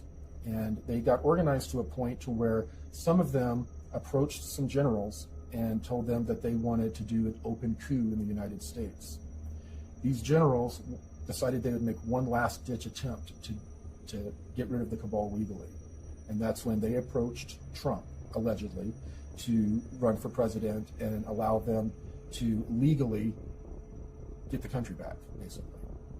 The alliance is an international group. It is a confederacy. There are lots of different factions, some of which agree, some of which do not agree, about the only thing that they all have in common is they want to see this satanic, pedophile, elitist cabal come down in flames. They do not want these people trying to kill off most of the planet, trying to control all of this immensely high technology. The alliance also consists of a surprising majority now of personnel in the U.S. military and in the U.S. intelligence community. So we're going to have to deal with the fact, sooner or later, and probably sooner, that not everybody in the government is bad. This is part of the psyop that was put out through movies and through media to get us to completely distrust all levels of society, all of the institutions, so that no one will ever be able to oppose these people. You're not going to do this by a bunch of keyboard warriors on the internet. They're not going to actually take the solid action that needs to be taken. What you do need to see is what we now are counting up in August 2018 as 45,000 sealed indictments. Now this is on the official U.S. government court record. You can go to the pacer.gov website, which lists all of the lawsuits and all of the indictments filed in all of the different districts in America, and just count up the sealed indictments. The official count, the undisputed count, is 45,000, and the normal number for any given year is approximately 1,000. Now this is a very, very big story that people are really not seeing exactly how awesome this is. Let's talk about what do you have to do to get a sealed indictment. Okay, a sealed indictment is the result of a secret grand jury proceeding. Now what is a secret grand jury? A secret grand jury requires a panel of 12 to 23 U.S. citizens who are then given information and testimony from a prosecutor. The prosecutor is prosecuting a particular individual who is not invited to the proceedings, has no idea this is going on. And in legal terms, that's called ex parte. So he or she is testified against by the prosecutor, and then the jury has to decide if there is sufficient cause to prosecute this person with a crime. In which case, they file a sealed indictment. The indictment stays off the record. You don't get to know the person's name until they unseal it, at which point the person is immediately arrested. And then they get to have the regular trial by jury with a judge. But you have to understand that the prosecutor is either a federal U.S. attorney, a county district attorney, or a state attorney general. These are big, big league players. This is not some attorney that you hire in Podunk, okay? These are major players creating major indictments. And the reason why they do it this way is that they're prosecuting organized crime. Typically, that's what it is. They're prosecuting a larger ring where they can't indict one person at a time. They have to get all their ducks in a row. They have to line it all up so that when they unseal the indictments, everybody gets arrested at once, and there's no ability for them to tip each other off that something happened so that the rats can flee off of the sinking ship. They all get nailed at once. The phenomenon known as Q, or QAnon, came onto the scene at the very end of October 2017. And what essentially occurred is that a group that called themselves Q began posting on anonymous online image boards called 4chan and 8chan. And what they were posting was a lot of questions, a lot of suggestions, a lot of very interesting and intriguing data sets that essentially laid out a real-time takedown of the deep state by alliance and white hat groups behind the scenes. As the QAnon briefings recently stated, these indictments are going to be like Watergate times 1,000. We've never seen anything like this in the history of the world. Some of the most recent QAnon briefings, which our insiders have told us is coming from the alliance, have said that there are many, many figures in the controlled mainstream media who are in these indictments as well. So Harvey Weinstein is just the beginning.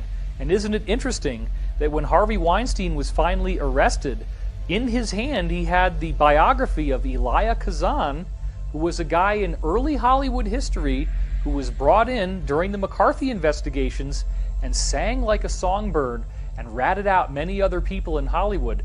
And Weinstein has now said he is doing the same thing, and that everybody in Hollywood was doing the same stuff that he was doing. So he was upset about why he got singled out. So once these indictments become unsealed, this will be the fulfillment of the mass arrest scenario that I have been leaking on my website since 2009. The only two indictments that we've had unsealed so far involved the cult group NXIVM, the founder of NXIVM, Keith Raniere, and one of his understudies, the actress Allison Mack. These are the only two unsealed court records so far. And their unsealed indictments actually labeled child sex trafficking on them. And NXIVM has found to be a hotbed of cult activity, of ritual abuse, and of child sex abuse even. So if these are the only two records that have been unsealed so far, and they are taking down names of this caliber with charges of this caliber, we can only imagine what the rest of these unsealed indictments are going to show us. This is nothing new. It didn't start with the QAnon briefings, has nothing to do with who's president of the United States right now.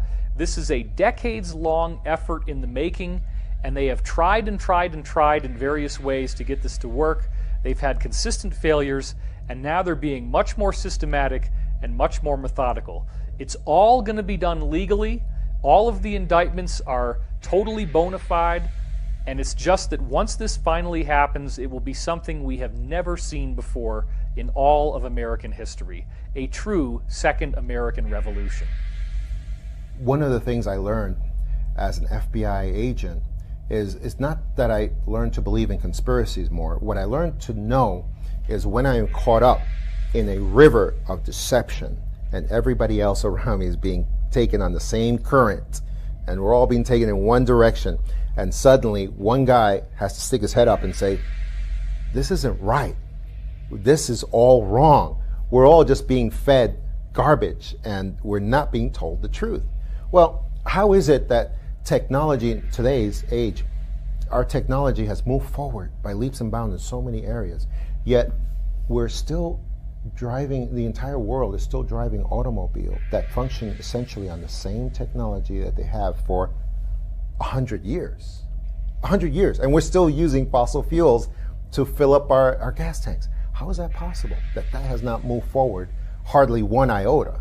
I mean, they blend the stuff sometimes, but I mean, essentially, technology has been stuck for 100 years. Well, that's because that's one of the economic factors from the globalists that is so dead set against distributing real energy, which is free energy, which we know was discovered during Tesla's time. So Nikola Tesla is known, of course, for delving into free energy or zero-point energy sciences, but funny enough, near the end of Nikola Tesla's life, he was actually delving into anti-gravity research. And unfortunately, Tesla didn't have enough time nor money towards the end of his life to be able to continue his research into anti-gravity, but he passed along his knowledge to a man named Otis Carr. And funny story about that, Nikola Tesla was staying in a hotel in New York near the end of his career, and during his stay at this hotel, he befriended one of the workers that was there, and that was Otis Carr. And they courted a relationship, and Nikola Tesla actually felt comfortable enough to begin sharing some of his research with Otis Carr.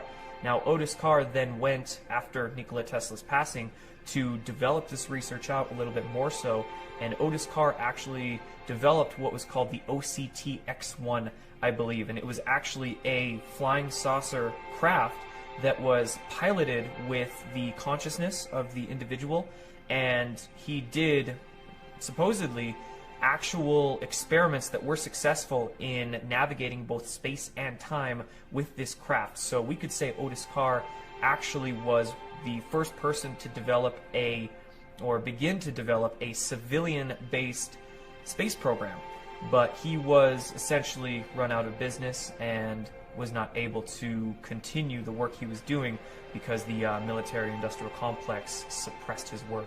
But the same forces that destroyed that, I mean, at that time, supposedly it was Thomas Edison, who was a part of the global system. I mean, he was the original fossil fuels and normal electricity system, and he was just a front man to destroy Tesla and destroy his because the efforts to destroy his patents came from national government, not just Edison and his private conglomerate that had billions of dollars even at that time.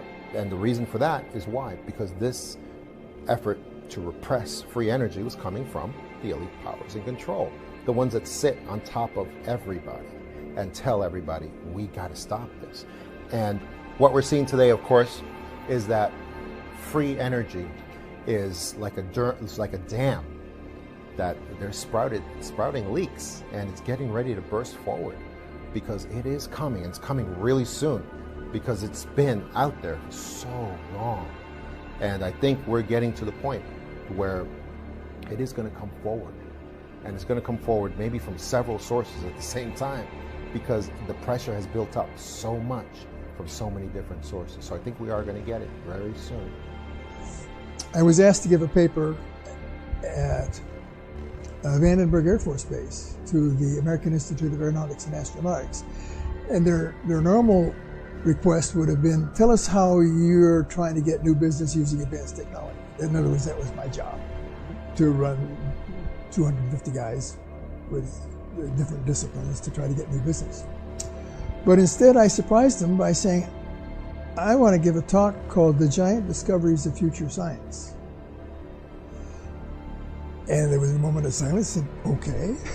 So I developed this talk, and in this talk, what I established was I distinguished the difference between engineering and science. Engineers being people who want to build something and make it work. They don't really care how to get there. And the scientists who want to know the, quote, truth. And I made that distinction, and then I gave examples of 10 scientific facts that are essentially established. You know, that the Earth evolved by gradual processes, and that there are Maxwell's equations are the right answer, and Einstein's E equals MC squared, that was all good. And then I took these 10 greatest achievements by the 10 scientists and asked, what can we tell about these 10? And the interesting thing was that you could tell 3 things. Number one, not a single one of them was known in the field. Number 2, every single one of them had been criticized by their peers as being stupid or charlatans. And number 3, the average age was 23 when they made their discovery. So I took that thought and wrote down a list of what I thought were the 12 greatest discoveries of the future that we had to attack. And the first one was how the UFOs work. The second was time travel. Well, not time travel was towards the end, but the processes of the brain and the mind, psychic discoveries, psychokinesis, that sort of thing, and a bunch of those things were on the list. And the amazing thing is that today, in 2017, I am satisfied that my list that I said would maybe, and I give a probability of discovering these things, 20 years from now, my list was essentially already discovered, every single one, including time travel, at the time that I gave this paper. My engine's complete. I rebuilt it. I have the entire package setting and outsourced on the servers around the planet. Upon my death, the servers dump everything onto the web. And I mean everything. Blueprints, schematics, diagrams, list of materials, list of tools, list of suppliers that will help you get the tools, dimensions, 3-dimensional working models. You'll be able to any normal lab would be able to reconstruct this thing, get the same results I did. And I want that done because that will be validation of technology. But once it's built, it's not going to sit there. They're going to use it. And I expect in a year's time, once that kind of technology is dumped, they build it, they start using it. Oil is reduced to a lubricant planet-wide, and that's it. That's the first step. Imagine what happens next. I don't want to be around. That's the reason it would be a media circus, and I just not into that. So I'll just leave it behind, and y'all can play with it and do with what you want.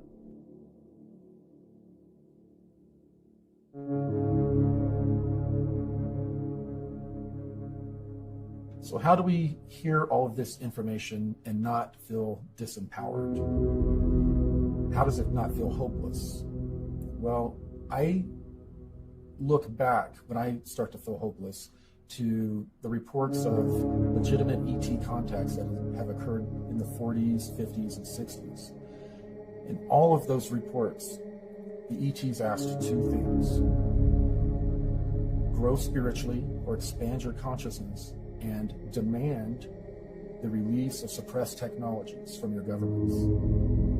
Those are the 2 things that we can focus on. If we begin to organize and demand the release of suppressed technologies, they will have no choice. If we focus inwardly on whatever our religion is, becoming the best human being that we can, and expanding our consciousness beyond our comfortable belief systems, when we do those 2 things, we are going to gain the freedom that we desire. I started realizing that the cabal or the Illuminati or whatever you want to call them, they keep us fighting with each other intentionally because they know that the potential in our unified consciousness, should we ever come together and stop fighting with each other, is extremely powerful. And they have been using that energy against us, like farming and managing our consciousness in such a way that we spin out a version of reality from the thoughts they program into us that makes the Matrix, just like in the Matrix films. And so we have made the Matrix that's our prison. We made it from our consciousness and our thought that's been managed, farmed, programmed, and controlled.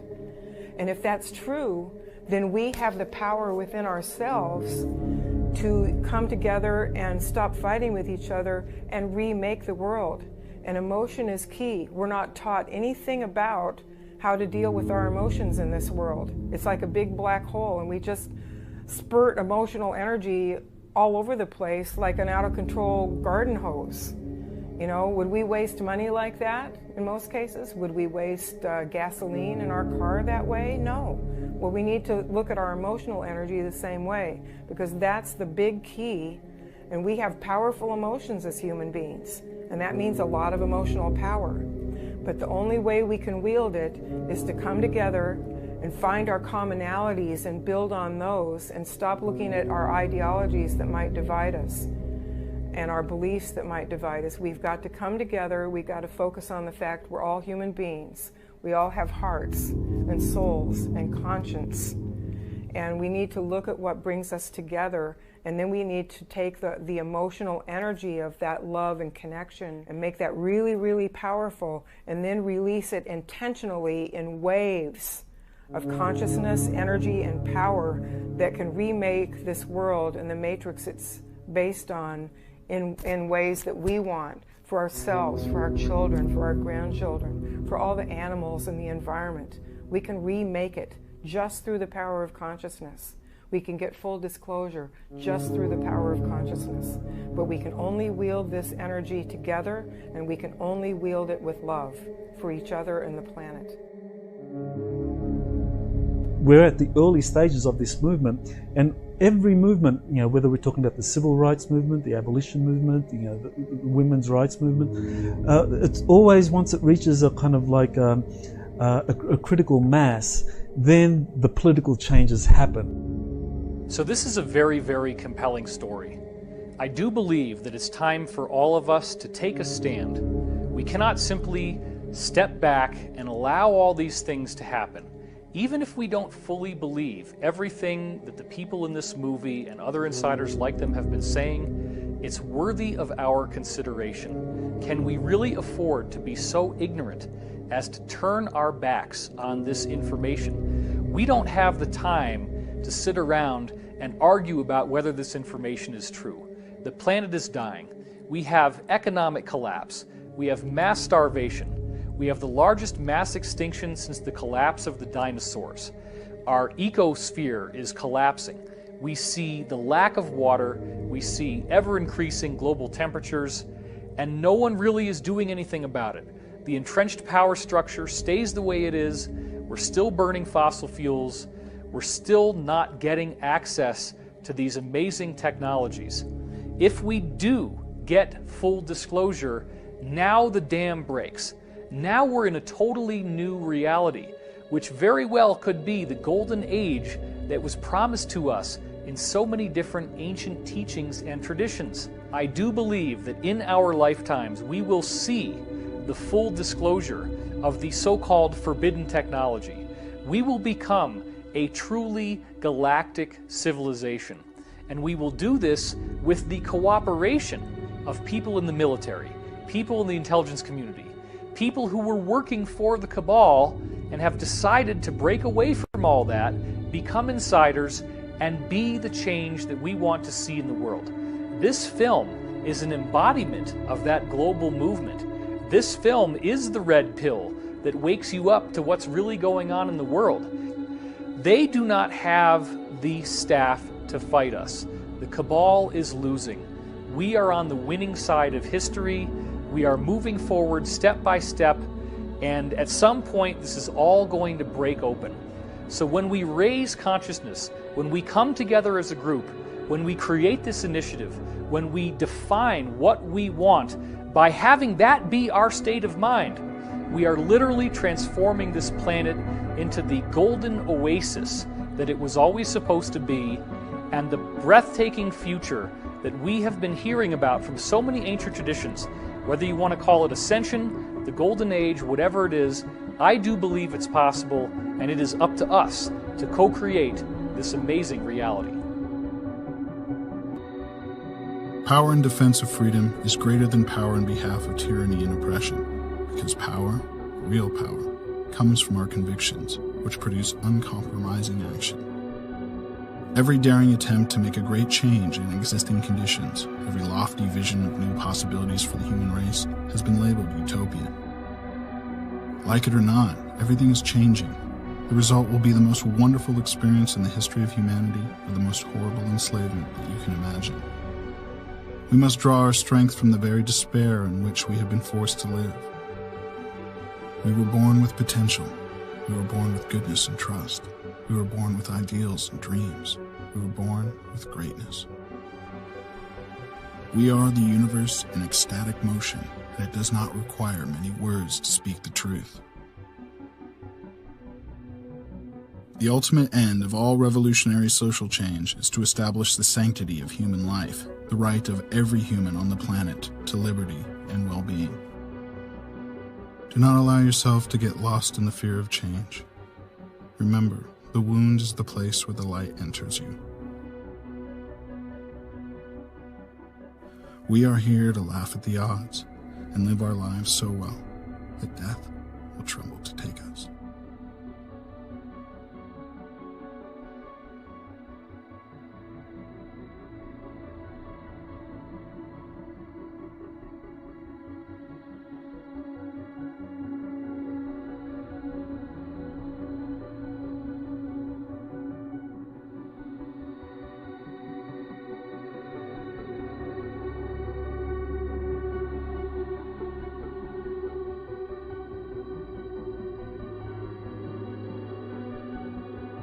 Very importantly, I'm hereby directing the Department of Defense and Pentagon to immediately begin the process necessary to establish a Space Force as the 6th branch of the armed forces. That's a big statement.